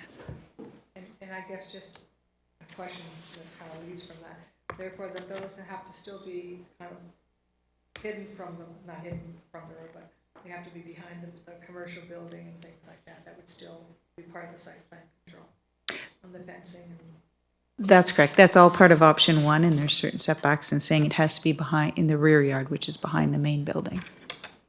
and they can ask for a minor variance if they should need to. Okay. Councillor Lubberts, does that answer your question? Yeah, and so the motion is on the floor, right? Okay, all those. Oh, Councillor Dubanow has a question about the amendment. Yeah, just very briefly, through you to Ms. Dolch, if I can. Just to clarify, for site plan control, that gives planning staff the discretion to do a site plan specific and unique to each area, so that if we had storage containers that were, for example, fronting a road, perhaps we would want them cladded and made to look more, you know, like an existing building, whereas if they were located behind, would planning staff have the discretion to only request that it be painted rather than cladded? Through you to the counselor, we do have some discretion in terms of site plan control, but most likely we would want to see cladding. If it was entirely screened from view from everyone, we may be able to use some discretion in that regard. But again, the purpose is to make sure that aesthetically that they do not disrupt the community. Ms. Dolch, so if Councillor Lubberts' amendment passes, then they wouldn't have to be cladded. That's correct. Yes, in that case, if he does pass that amendment, they would not have to be. Then it's part of the bylaw, and that's just, But if they're in the back, okay, so if they're in the backyard, they're secluded, you don't see them. And we don't adopt Mr. Lubberts' bylaw or amendment, then they would all have to be cladded? If they're in the backyard, in the rear yard? not in all cases. It'll depend on whether you can see them. And if obviously option one allows you to stack and things like that, we're going to be, and this is only for commercial, other one in residential, we'll most likely be asking for cladding to make sure it blends in. In commercial, if you can't see it, your fence is, you know, so high and you have fencing screening these from full view, we may not necessarily need the full cladding. Thank you. Councillor Lubberts? Anybody else have any questions on the Yeah. amendment? Yeah, I understand that, but the motion is still on the floor. We're gonna vote. I think that it's, you know, it's, I mean, we're looking, I mean, we're gonna set the bar so high with this, Madam Chair, that, you know, these commercial property owners are not even gonna be able to afford what they wanna do, and, Okay, I mean, this is going to help them save some money so that they don't have to clad it. Okay, And so you're, when I go around town, I'm looking. I mean, nobody saw sea containers, you know, a few years ago. They didn't even pay attention, right? But our staff, I don't know what other councilors think how this brought up, but our staff went out and started giving notices that they had to get rid of them. okay, Councillor Lubberts, again, I ask you to keep your comments to the amendment, your Yeah, amendment. right, yeah. Thank you. Any further comments or questions on the amendment? All those in favor? All those against? The amendment does not carry. That puts us, we're back on the floor for any other comments or Councillor Dubanow. Yeah, I'd like to move an amendment that we do not permit stacking in commercial areas. Okay, any comments or questions on that? Councillor Butler. I would just like to ask, Madam Chair, what's the reasoning behind that, please? Thank you. Councillor Dubanow. Two reasons: concerned about safety and concerned about aesthetics. You know, certainly if one container, you can hide it well, height the buildings, I think it fits in. If you start stacking them, I mean, yeah, we have site plan control, we have things like that. It's just, it's typically something you see more in an industrial or like a port type area. You know, it's, I almost want to say it's bad enough that these exist and they already existed and we're trying to find a way to make this work. I think stacking them just goes too far. It's just, I just like to put it out there and have that discussion. Mayor Redekop. I'm sorry. Oh, I'm sorry, Councillor Butler. I'm sorry. So that's okay. Madam Chair, I just want to ask the question then, if we voted that stacking wouldn't be allowed, what happens to the commercial properties that already have stacking situations. Councillor Dubanow? Apply for a minor variance or a zoning bylaw amendment. Councillor Butler? Mr. My Brady? apologies, that was inappropriate of me. I shouldn't have answered that. Brady? If the standard that's established by the council is that they not be stacked, then they not be stacked. If someone wishes to have them stacked, therefore they're looking to amend the standard that you've applied. I haven't put my mind to whether or not that would be a variance or a zoning bylaw amendment, to be honest, but certainly it would be an amendment to the planning documents. Councillor Butler? Mayor Redekop? I just wanted to digress. I should have recognized the students from Niagara College at the very beginning of the meeting. I think you're They've on been- board. They've been sitting here very patient. I'm surprised that they're still awake. I just wanted to point out that you have an excellent teacher in John Robbins, whom I know by a different moniker. But he's an excellent teacher, and you're going to learn a lot from him if you haven't already learned a lot. And we're pleased to have you here. So you've now been recognized. Okay, I'm we're gonna let that go. I'm going to support this because the only facility that I'm aware of that has stacked shipping containers is going to have to apply for a minor, for an amendment, a zoning amendment because of the number. And I presume that it would go to that. I'm not aware of any other location where they're stacked, so I'm going to support this. Just a question for clarification then. Since we passed the First Amendment, which basically said that there'd be no fee for the minor variance or zoning bylaw amendment, that if this individual that we're talking about that has them stacked, and he has to make a zoning amendment or a minor variance, probably a zoning amendment anyway, because of the number and the stacking, that the fees for that would be waived because we've already waived them, right? Okay, just wanted to make sure. Okay, all those in favor? All those against? The report carries. The amendment, I'm sorry. Now, is there any other comments or questions on this report? I have one, and I brought it up earlier with Ms. Dolch. It's about striking Roman numeral 8, option that about fencing against abutting property owners. We discussed it. I don't really know the page because I've lost my computer. And basically it's for the sake of you're backing onto an industrial area and you're an industrial, does it make sense to have to put fencing around it?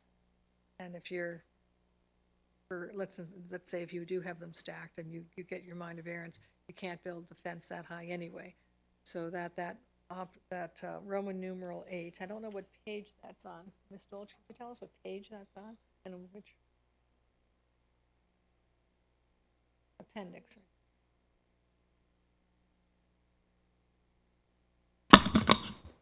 It's on page 3 of 6, but given the changes you just made in terms of stacking, Roman numeral 8 would no longer apply because it was just applying to the stacking containers. But would it not apply if they are granted their minor variance? They're allowed stacking, so we don't. That would be a condition of that minor variance or zoning bylaw amendment. Okay, then I'm taking back my amendment because it's not me. Okay, any further comments or questions on this report? Councillor Lubberts. Yes. Thank you very much, Madam Chair. Looking at item 8, I understand that it's 4 stacked containers, but I don't know what the height of a container is, but I'm just wondering if if they were to put a container on some type of foundation or anything, would that bring it up to more than 4.5 meters and then have to be screened? So I don't know that this completely eliminates it if you stack them. Through you to the counselor. A normal height of a shipping container is 3.9 meters. 4.5 meters is what the standard is for commercial zones for all accessory structures. So I just used 4.5 meters because right now you can have an accessory structure in a commercial zone 4.5 meters high without screening provided. It's a standard building. Lubberts, answer your question? Okay. Any further comments or questions? The report on the floor as amended. All those in favor of the report as amended? Your hands have to be up a little longer than this. Okay, all those in favor of the report? All those against? The report carries, thank you. That brings us to report number PDS 53, 2019, bird-friendly design standards and pamphlet. So moved. Questions on this report? Councillor Dubanow. Thank you, Madam Chair. I had a look through the report, and I understand the intent and where they're going with this. I don't necessarily think it's a bad idea. I'm just concerned about some of the input that we received when putting this report together. The requirements would apply to the type of housing that would most likely be used for affordable housing in our community, be it multi-floor buildings or a townhouse complex that requires site plan control. So I'm a little concerned that we didn't get any input from Niagara Regional Housing or our Affordable Housing Committee. We didn't seek any input from the developer community either to find out what costs that this could impose, because certainly I don't expect anyone to eat them and pass the savings on. So I realize that I've spoke to this, and I can't refer it now to receive that information. But I think we need to get a clearer picture about how this could affect the cost of structures, because we're facing an affordability crisis in our community. These would apply to the type of housing that would most likely be utilized for affordable housing. And I think the public has a right to know how this could affect it. And I realize I've already, spoke to it. I can't do a referral, but that's my intent, because as it stands now, I can't support it unless I have that information. Okay, any other councillors, comments or questions? Councillor McDermott. And get comments from everybody who we should be getting comments from, because this is only from one group up to this point. So I think it's pretty much imperative, especially to the development community, as well as the Affordable Housing Committee, because this could cause real impact on the cost of homes, and they're going up and up and up. So just want to make sure we're doing the right thing. Any other? Timing, He's deferring it for, till when? A month? okay, Mr. Brady or Mr. McDermott, how long are you, Councillor McDermott, how long are you deferring it for? Well, I'm not sure what the time frame is on making contacts to get this information, so as quick as we can get it. Brady?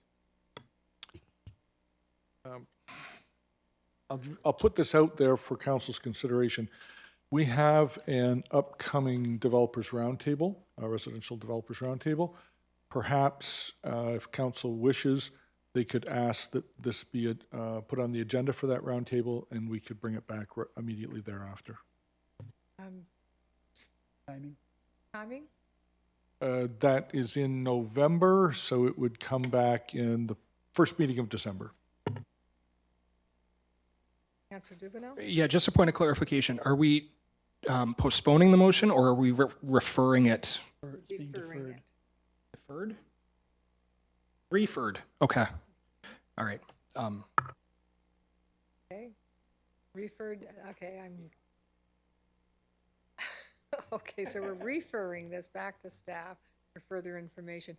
Would it be appropriate then for any other councillors who would want, have any questions before it comes back, that they let the staff know what those questions may be? Can, but not now. Now. Okay, so So is that, just for clarity, is that December the 3rd or the 10th? December 2nd. Sorry, second. Thank you. Okay, so there's a motion to defer on the floor. All those in favor? The motion carries.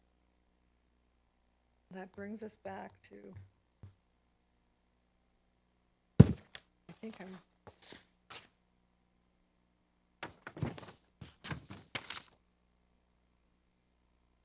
that brings us to new business and inquiries, and the response to the inquiry from Mayor Redekop is now before you. I don't think I need to read that out. Sorry. Mr. Brady? This is a response to an inquiry from September 9th, 2019, and the inquiry was made by Mayor Redekop. The nature of the inquiry was Mayor Redekop inquired as to whether or not the marijuana production facility at 2865 House Road is subject to site plan control. The response is potential use of 2865 House Road for the purposes of a marijuana production came to the attention of planning staff back in February 2017.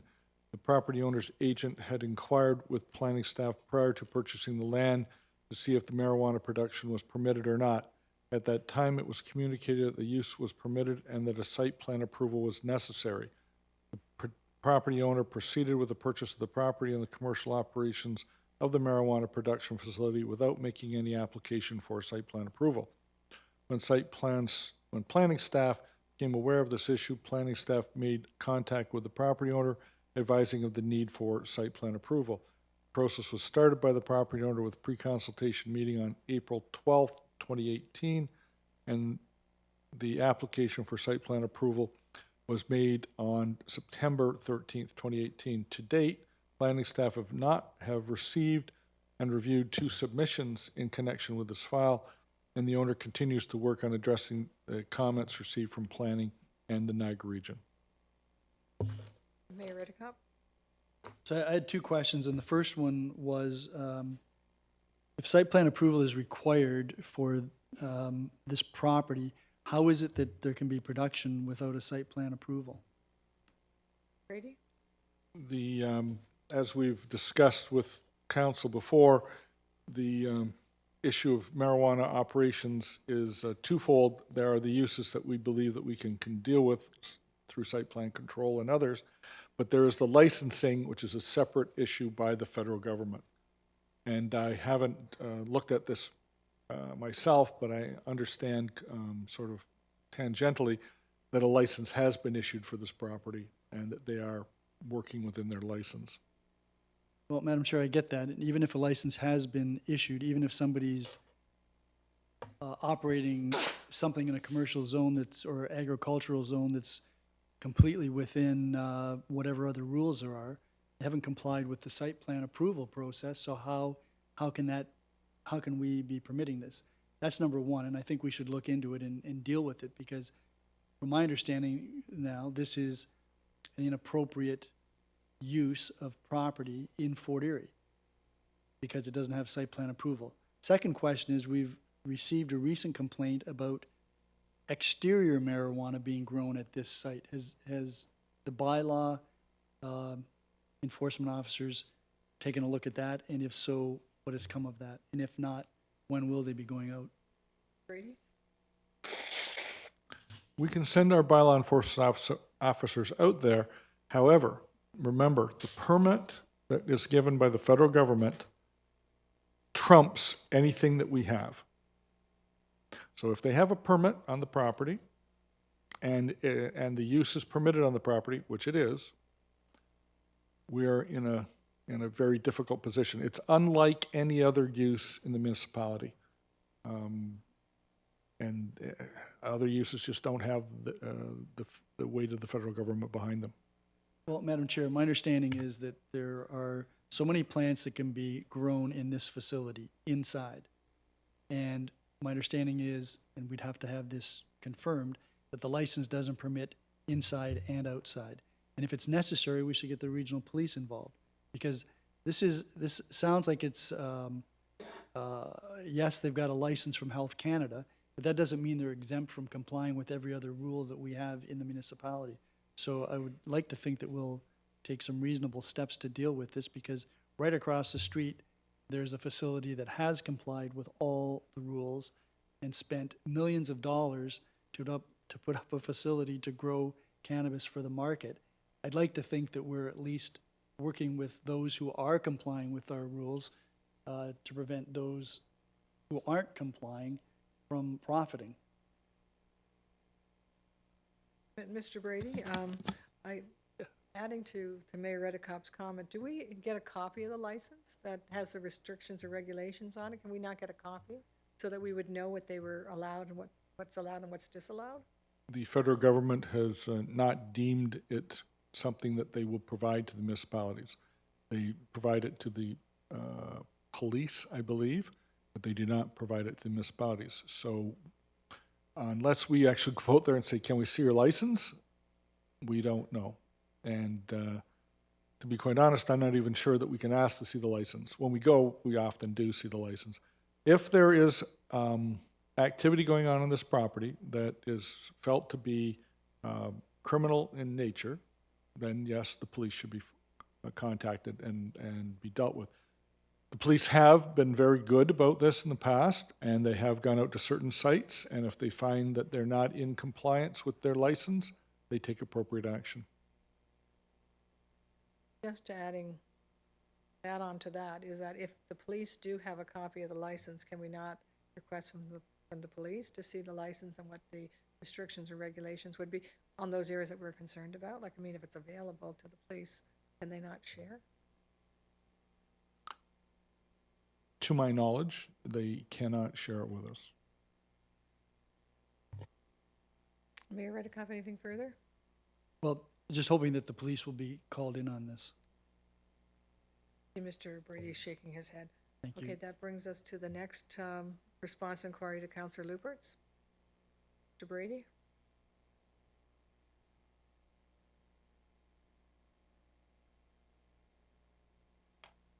I apologize, I was just making a note on the call to police response.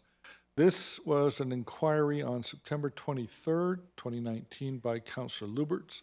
The nature of the inquiry was, it was brought to Councillor's attention that the stormwater management pond is still under the maintenance of the developer. He questioned if there was supposed to be some type of assumption bylaw process taking place and moving that forward, because he gets a lot of complaints from the people of Ridgeway by the Lake that we don't do the service. He's wondering if anything has moved forward with that. The response is, stormwater management facility in the Ridgeway by the Lake subdivision is currently under the responsibility of the developer. The pond will become the responsibility of the town upon completion of the maintenance period for secondary services for Ridgeway by the Lake Phase 3, Stage 2. The Director of Infrastructure Services issued the completion certificate for secondary services for Ridgeway by the Lake Phase 3, Stage 2 on January 30th, 2019. The one-year maintenance period commenced as of that date, and therefore the earliest that the final acceptance certificate can be issued is January 30th, 2020. In response to inquiries a few months back, Planning and Infrastructure Services staff have undertaken an inspection to identify to the developer any deficiencies so that the facility can be in a state to be assumed by the town in 2020. Work is ongoing to address the various deficiencies, dead trees, etc. Once planning staff receive the final acceptance certificate for secondary services from the developer and are satisfied that all the work associated with the secondary service has been completed according to the approved plans and town standards, planning staff will recommend that a bylaw be passed by town council to assume the secondary services and the stormwater management facility. Thank you. Councillor Lubberts, that was your question? Does that clarify? Yes, thank you very much. I guess my question will be to Mr. Walsh. When I was receiving the complaints about the conditions, I was down there and they had a lot of armor rock on the, I guess it would be the southwest portion of the pond. And there was a lot of it, a lot of undermining, and the rocks, the armor rocks were shifting and moving. Is that all going to be repaired as well? Brady? When, through you, Madam Chair, when we assume a subdivision and all assets within it, we expect them to be, or we will not assume them until they are in a like-new condition. So in answer to your response, yes, they would be addressed. Councillor Lubberts? Okay, all right, thank you. Any other new business inquiries? Seeing none, that brings us to business status report. Comments or questions? Seeing none, Planning and Development Services is now closed, and I happily turn it back over to the mayor. Can't understand what took you so long. Councillor Noyes. That takes us to Infrastructure Services, and that would be Councillor Lubberts. Yes, thank you very much, Mayor Redekop. Infrastructure Services is now in session. We have no presentations or delegations. We have no reports. And at this time, Mayor Redekop, I'd like to turn the chair over. I'd like to make an inquiry under new business. Well, you can do that without giving up the chair. I'd like to bring forward a motion, though. Well, then you'd have to give up the chair. Yeah. Okay. Please proceed. Yeah, can I give the chair to you, Mayor Redekop? Yes, and I've accepted Okay, it, all and right. if you wish to make an inquiry, please proceed. Yes, thank you very much, Mayor Redekop. At our last Environmental Advisory Committee meeting, our chairperson brought forward some information about municipal natural asset management initiatives and policies. And I sent an email out over the weekend, and I'm hoping that everybody received it and opened the attachment. And so anyway, these are things that are happening throughout Canada now, more prevalent in the western provinces. But I'd like to bring a motion forward to ask staff to bring a report forward and to look at the feasibility of having a municipal natural asset management policy for the town of Fort Erie. Madam Clerk, any problem with the motion being brought this evening? No, I don't see any problem with it, Mayor Okay. Redekop. Did you wish to say anything further, Councillor Lubberts, on the motion? Well, I'd just like to bring it up, and what it's all about basically is we have a lot of assets in the town, and I did a little bit of research over the weekend, and I got a report out of defining and scoping municipal natural assets, and it talks a lot about what it's about. I don't want to get into all the details and everything, but it is mentioned in provincial policy statement and so on. And one of the things that they mentioned that we have like asset management plans in the town, and all municipalities have it, and we need it in order to qualify for different funding and different things like that. But one of the things that the local governments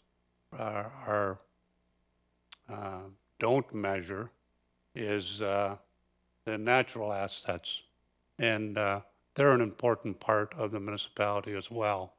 And so the Environmental Advisory Committee passed a motion to request that we at least get a report from staff to look at the feasibility of doing an asset management policy for the town of Fort Erie.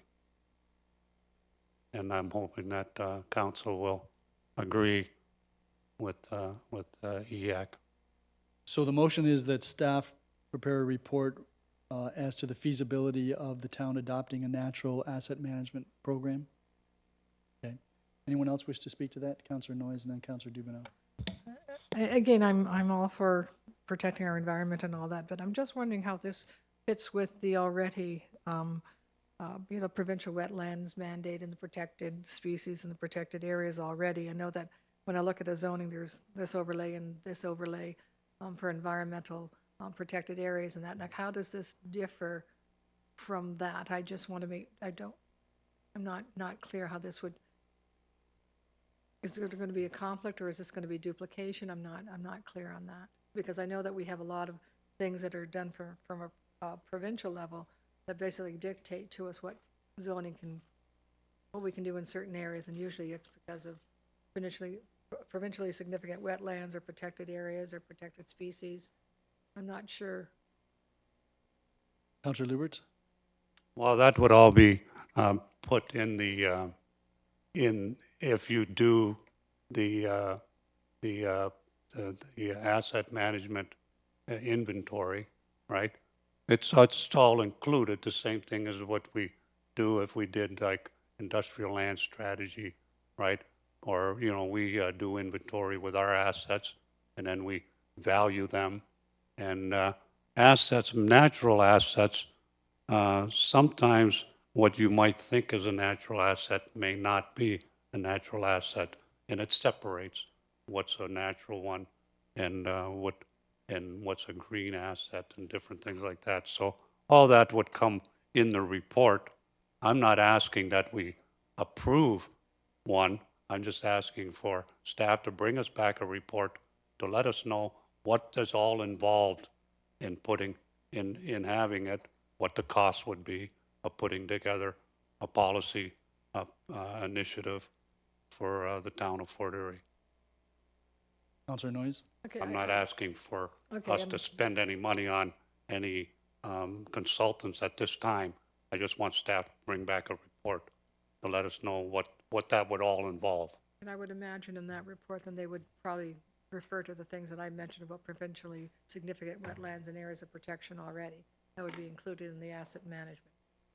Yeah, everything that would be included and everything. They're new. I don't know a whole lot about it right now, but I think that it's a good idea for staff to at least look at it, bring it back to council, and then we can decide whether we want to move forward with it or not. Thank you. Yeah, my understanding is there's a distinction between protection and management. Councillor Dubanow?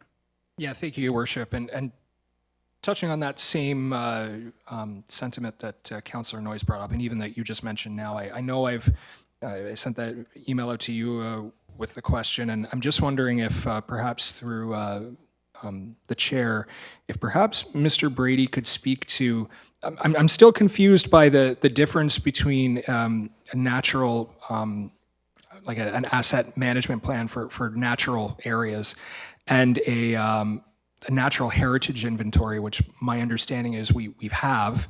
I believe it was updated roughly a decade ago. And I'm just wondering what the differences are. Is there a lot of difference? Is there a big difference? Is it, how we manage them versus just an inventory? Because I know Councillor Lubberts mentioned inventory, and I'm just concerned with staff resources if we'd be duplicating something we already have and the planning department stretched as thin as it is. So I'm just wondering, Madam Chair, if that's something we could get a little bit of clarification on. Mr. Brady? Oh, Mr. Chair, rather. My apologies. It's been a long night in planning. I'm into inclusion and diversity. Given the last sentiment, I'll be brief. There's two issues that I see here. One is the issue of identifying and protecting natural areas, which is a function which we already have well underway as far as our planning documents are concerned, and the region is updating the natural areas there. The second is typically when we deal with assets, we deal with our assets. So I'm not sure, and I'm a bit confused by this. Are we actually looking at the natural area assets that the town owns and how we manage them? Because if that's the framework that we're dealing with, that's a much tighter kind of review that can take place than trying to consider the natural assets of the whole municipality.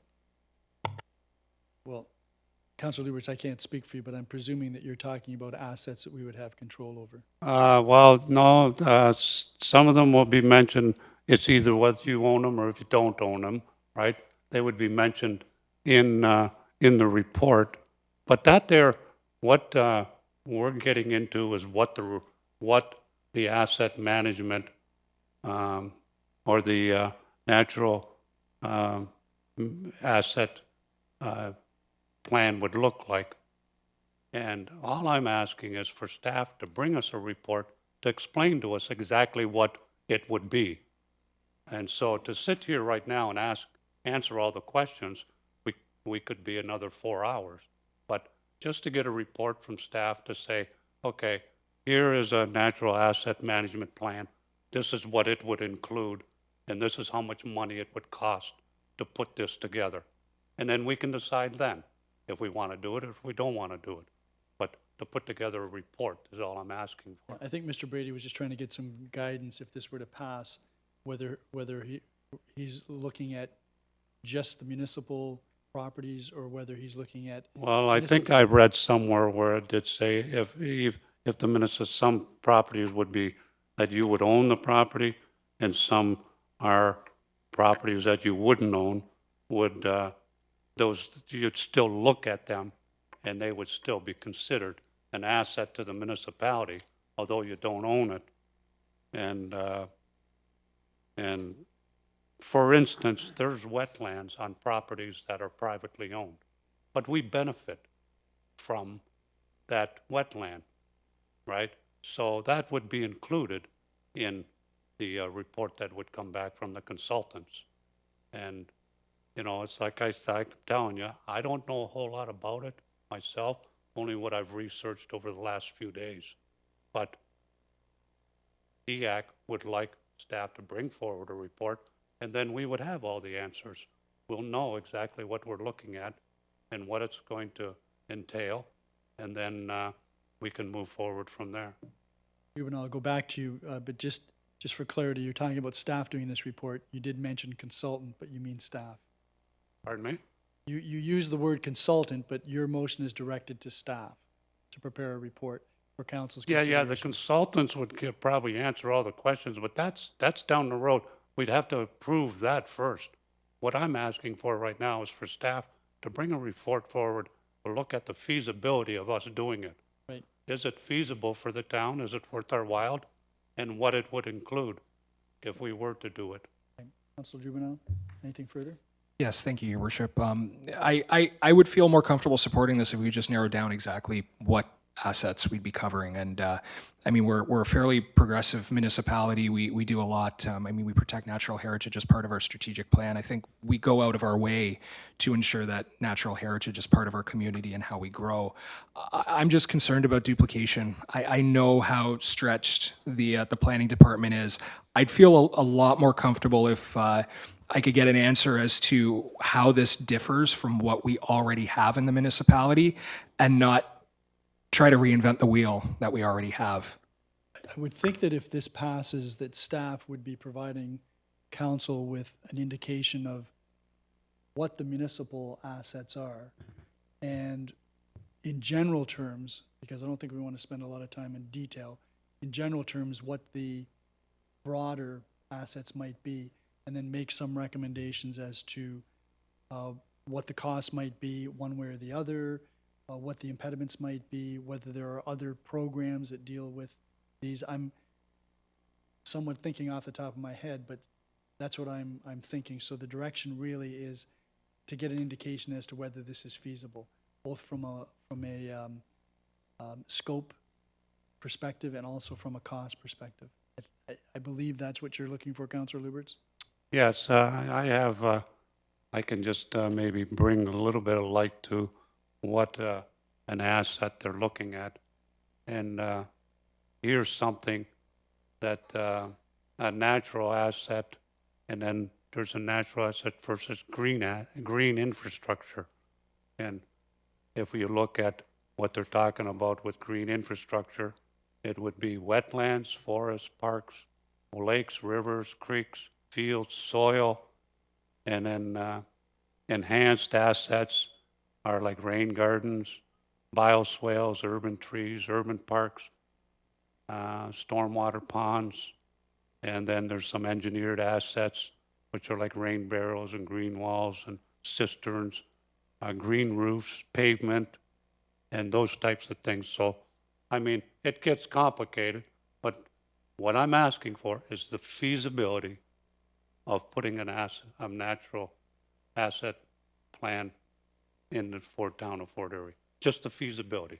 Let's not spend any money right now and just get a report from staff. Anything further, Councillor Dubanow? Just very briefly, if that report contains information on what we already have in place and, you know, if there would be any duplication if we go down that road, if that's part of the report, I'll support the report. Well, The request. I'm quite confident that Mr. Brady will be including an indication of what we already have. Any other questions? I'm going to call the question. All those in favor? None opposed. That is carried. Any other items of new business or inquiries? Or did you want the chair back, Councillor Lubberts? No, we can continue on. Okay. Any other new business or inquiries? Business status report. Any questions on that? If not, then that takes us to corporate and community services. Councillor Dubanow. Yes, thank you, Your Worship. I think you saved the best for last. Can argue with that. Yeah. So corporate and community services is now in session. We have no presentations or delegations this evening.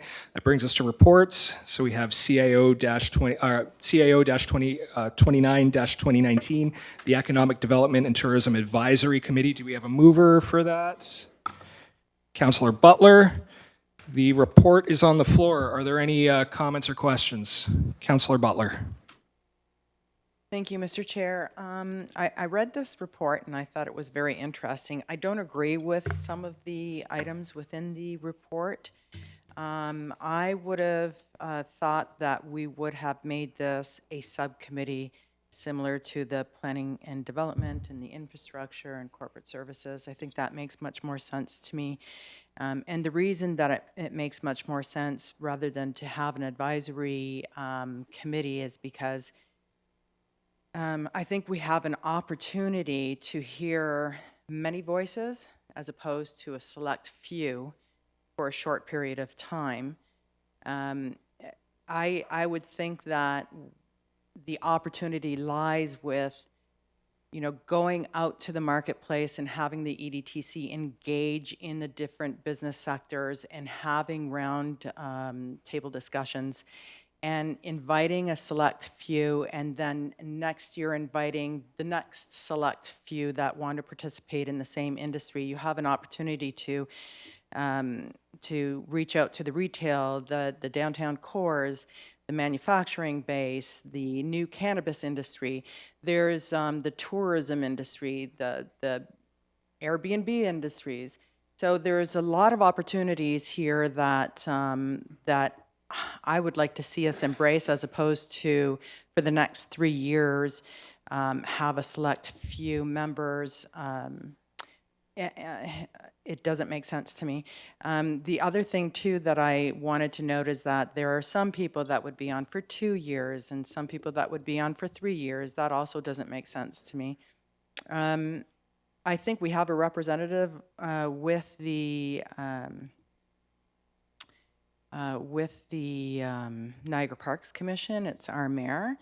I don't necessarily believe that we need a representative from the Niagara Parks Commission to be on an advisory committee here in the town of Fort Erie. These are just some of my opinions. I wouldn't be supporting this document tonight. I would like to see some amendments, and I may make those amendments after I hear everybody else. I really believe that the objectives on number 2 on page 5 should actually be the objectives of the EDTC department and not the committee. I don't know that it would be great for us to impose on committee members to go out and you know, liaison and develop partnerships. That's the job of the staff of the EDTC. So those are just some of my comments right now, but I will be making some amendments after I listen to some of the other comments around the council. Thank you. Thank you, Councillor Butler. And just to clarify, when you mentioned business, like a subcommittee, do you mean similar to like planning and development and corporate services, where we have staff from affected departments who are together with the councillors who chair and vice chair the subcommittee? So, for example, for economic development, we could have planning there. We could have infrastructure, basically planning all the necessary staff that play into economic development with our new manager of economic development.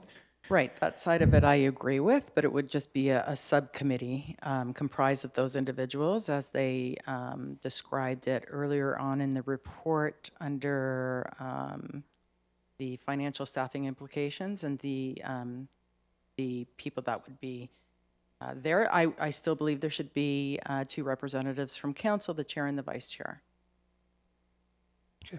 Thank you, Councillor Butler. Are there any other questions? Councillor Noyes. Thank you, Councillor Dubanow.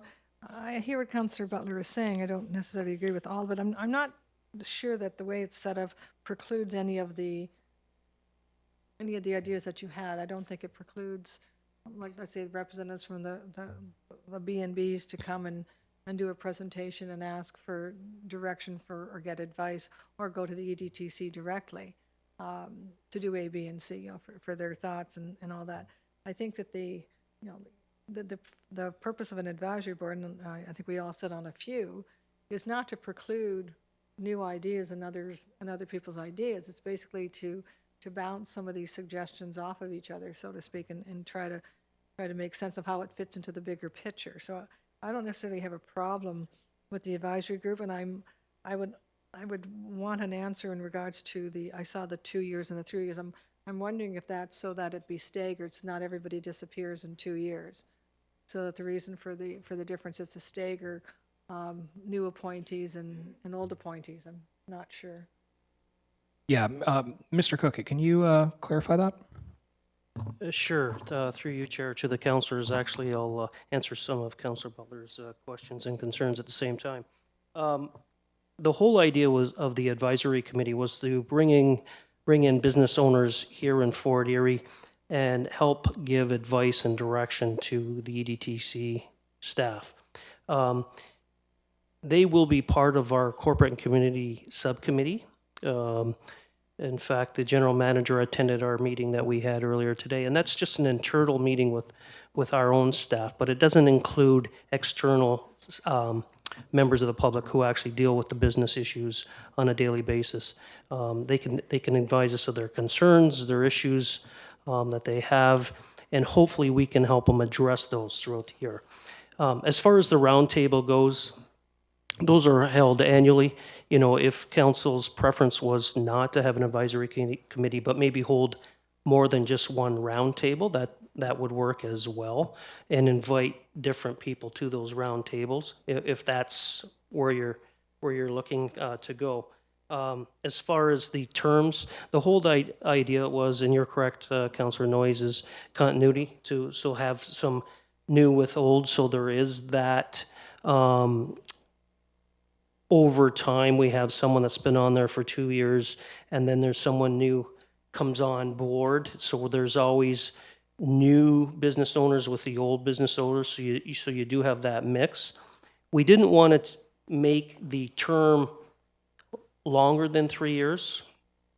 It's a big commitment for these business owners to actually sign up for 2 years or 3 years as it is. So we didn't want to make it any longer, but we thought 1 year was too short. So I'm hoping that answers most of your questions. Thank you, Mr. Cookett. Just for a point of clarification, you had mentioned the roundtables and that we have the one. Just for the sake of clarity here, I know there's a developer roundtable that goes on for the planning and development services, and we have one coming up very shortly. How often do they happen per year? Once? Through you, Chair, they happen annually. So currently what happens is the planning and development staff have their own roundtable, and the EDTC has a separate. Moving forward, this won't happen in the next 6 to 8 months, but we will have one roundtable, which includes both. So those two service departments will only have one, so that we can invite more people in here, what they all have to say, rather than have 2 meetings. Thank you, Mr. Cookett. Councillor Noyes, did you? Yeah, thank you. A few more questions on that. In regards to, I saw that healthcare and human resources is in there on the list of things to do, and I had an opportunity to talk to Mr. Cookett earlier today, and that if that issue came forward, I would imagine that Joanne, who's in charge of our health services division, so to speak, would be the person who would then come in and discuss that. That they would, besides this advisory board of 6, they'd be bringing in appropriate people depending on what the issue is, or what the, I see Councillor Butler shaking her head, what the issue is. And I guess the other question I had is in regards to choosing the advisory board. I know that in the past what we do is we choose, we look at people who are, we ask for applications from the general public, and we get applications, we get resumes and stuff, but it doesn't necessarily tell you the whole story. I don't know everybody in town. I don't know who would be better or not. And is there any opportunity to actually talk with these people or meet with these people, or is that against the Privacy Act or whatever? Because sometimes that information we get is not enough for me to really understand. Sometimes we have many really good applications, and I'm just kind of can only pick 6, so you pick 6. But do we then have an opportunity of meeting with those prospective people who are interested or not? Yeah, Mr. Cookett, is that something you can address? Sure. So this advisory committee would be set up the same way we do all our other committees, where we advertise, we seek submission from those business individuals. We would compile a list, and if need be, I don't see any issues with council meeting one-on-one with those individuals to ask some questions, or in a group. We just have to be careful we don't have quorum, but you could always meet with them to gather some comfort in their abilities and how they can help move us forward. So I don't see any issues with that whatsoever. Once we have that list compiled, it's council's decision who is put on this advisory committee. So it's just like the others. You decide as a group who is on it. Thank you, Mr. Cookett. Was it a supplemental to his answer, or? What's the next question? Okay, I'm okay with you asking questions. I'm just wondering if there was anyone else. I promise I'll come back to you. Is there anyone else who had any questions before I go back to Councillor Noyes? I'm just thinking, again, when Councillor Butler talked about chair and vice chair, there should be 2 councillors. I would support that. I think that's, I would say that is necessary. I think I saw Councillor McDermott's hand up. Well, I'm not for an economic development and tourism advisory committee. I kind of think now that we're moving into town now, and it's not going to be an offshoot. It's going to be right here. That we continue on with the roundtables and expand them to be inclusive to what Councillor Butler was talking about, whether that's the downtown areas or places that we haven't gone before, more in tourism, I suspect. I think that we have a very experienced general manager in the sense that she knows her game. She's very good at it. And I think that with the amount of time that she has been around, she has gained many experiences with business people here.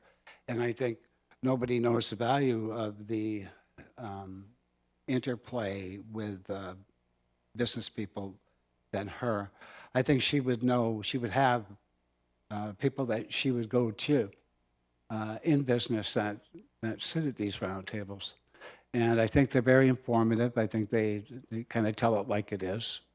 And I think we get a lot more out of those than we would get out of, having a committee. And I don't believe that any of the other areas of the town here have committees that advise them on a regular basis, nor do I think we should do it in this case.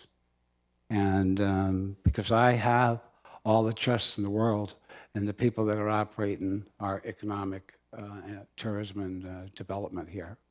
So I'm not going to support this. comments that it's made. Your worship. Yeah, after having heard some of the comments and looking at the report and thinking that the most successful community in Niagara so far is Welland, and I know one of the things they do is they have a team made up of business people who can react to the needs of potential economic opportunities. I'd like to move that we defer this to the first meeting in April 2020, which I think is April the 6th, which gives the reason it gives the new economic development department an opportunity to get its feet on the ground, and we can see at that stage whether something is required or whether some of the measures mentioned by Councillor Butler might be adequate. So I move that we defer this to April is it the 6th, Madam Clerk? I don't have the 2020 calendar in front I of do. me, but It's the first Monday in April. depending on what our schedule is, So yes. April the 6th or the first council and committee meeting in April of 2020. Thank you, Your Worship. So the deferral or postponement is on the floor. Is there any other questions regarding timing? All right. So I'll call the question on the deferral. All in favor? And that carries. All right, moving right along. So next report we have on the agenda is COS-04-2019, covering over the locomotive and caboose study and follow-up to caboose repair report COS-02-2019 and CN-6218 steam engine report COS-06-2017. Moved by His Worship. Any comments, questions? Your Worship. I thought this was an excellent report, and I want to give commendation to Ms. Davies for putting this together. I had a couple of questions. No, I had one, because the other one had to do with cameras helping to prevent vandalism. And I actually spoke to Jane Davies, so actually I have no questions. She corrected me on the distinction between the staff's recommendation contained in this report, the recommendation that came from the 2618 committee, and the recommendation that came from the museum committee. It's the staff report that I support and the recommendations contained therein. I think it's prudent, I think it makes sense, and I think it gives us an opportunity to put ourselves in a place where if money comes available through a program at the provincial or federal level, we can go to the next step. Otherwise, we are maintaining this engine. We're restoring the caboose, which actually has as much history in terms of the railway workers and how they operated. And I think it maintains faith, maybe not to the letter of the original commitment, but certainly to the intent of the original commitment. Thank you, Worship. I actually agree with that sentiment, both on the report and on the actual method to go about doing this. Does anyone else? Councillor Noyes and then Councillor Lubberts. Did you have your hand up? Okay, Councillor Noyes. Again, I was reading and reviewing the report, it's talking about that the organization itself is recommending that we not do the caboose if it means not putting the roof on, if I'm just kind of summarizing it there. So I would be in support of getting more information on that. If they're if going ahead with the caboose is going to prevent us from putting the roof on the engine, then I would not be supporting that. If I'm reading the report right. The other thing I'm questioning is that they're talking about a metal roof, and I don't know if other alternatives were discussed. And you go around now looking at farms. Barns don't have metal roofs on them anymore. They have I don't know what kind of a rubberized roof on them, but I'm wondering if that would be an appropriate covering also. I mean, barns don't put steel roofs on anymore. That's kind of like old stuff. And there's other materials that can be put on that are now preferred over metal roofs. And I'm wondering whether any other alternative beside a metal roof was considered. I've seen Ms. Davies sitting there patiently. I'm just wondering if she perhaps would be willing to step up and perhaps address a few of these points, particularly with the roof versus a caboose.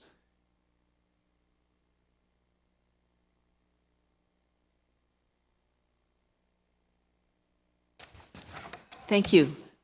Through you to Councillor Noyes. Your first question about the committee's recommendations. There are actually two committees that provided input into this. One is the Museum and Cultural Heritage Advisory Committee, and they recommended supporting staff's recommendations. So they were recommending doing the caboose, but they would also like council to put more money towards the project so it could all be done. The second committee is FERA, Fort Erie Historical Railway Association, and that is the group that's recommending that the covering and the train be finished first before the caboose is done. So you've got two different groups there. And your second question about coverings over the engine, the consultant or the engineer who did the study was given parameters to design the cheapest covering possible. So that's what he came back with. Thank you, Councillor Noyes. Yeah, I would just wonder if he did consider something alternative to metal, because the reason that they don't do metal roofs anymore is because of the problems with metal roofs and the condensation and everything. No, he just came back with the cheapest alternative possible, and that alternative was $416,000. So if council would like another study done for an alternative, that certainly can be done. I'm not asking for another study, I'm just wondering if No, he only did the cheapest alternative possible. specs, what it would cost. Anyway, that's fine, thank you. Did you have anything else, Councillor Noyes? Did anyone else have any questions? If I may briefly, just related to the report here, with regard to roofs, and I know this is part of the recommendation, but I mean, I've been up in Ottawa. I've been to the Museum of Science and Technology. They got some locomotives out there. I haven't seen any roofs on them, and I'm just wondering, is this something that's commonly recommended throughout North America to put a roof over a locomotive, or is this something that is typically not done? There's a section in the report comparing these two. A lot of the municipalities and/or museums don't have coverings over their engines, but some do. The Bruce County Museum has a wooden covering over their locomotive, and there is a caboose in Wilson, New York, that is covered with a wooden canopy. There are also some other museums and municipalities that display their locomotives inside buildings, like buildings Ottawa, in Ottawa, for example. So all three alternatives are there. If the engine sits outside, it's sort of called paint and park. You protect the engine by regularly painting it. Very good, Ms. Davies. And if I may, just one other point. There's a difference in the maintenance that's required when you have a roof over it versus not having a roof. And my understanding is that we'd be increasing the painting and the maintenance of the locomotive to address the situation while we don't have a roof. Is that correct? Yes, if you didn't have a roof, you'd be painting it every 4 years, the engine, and every 3 years for the caboose, because the caboose is wooden. And that comes out to a cost of about $12,000 a year. If you did have a covering, it would be about every 10 years that you would be painting these assets at a cost of almost $5,000 a year. But I think my mic went off. You would also have an annual amortization cost for the covering, which is $14,000 a year. So having a covering would actually be more expensive for having a covering and painting it every 10 years than not having a covering and painting it every 4 years. Excellent. Thank you very much for that clarification. So I'm going to go ahead and call the question. All in favor? Opposed? Oh, sorry. So that carries. So that moves us out of reports. And now we move on to new business inquiries. I don't see any. So that moves us on to the business status report. Any comments, questions? All right, I'm going to return the chair back to his worship. Thank you very much, Councillor Dubanow. And that takes us to scheduling of meetings. Any meetings scheduled, Councillor Lubberts? I do. Yes, thank you very much, Mayor Redekop. We have a Environmental Advisory Committee meeting on Wednesday at 5 o'clock at Conference Room 3, I believe. And we have our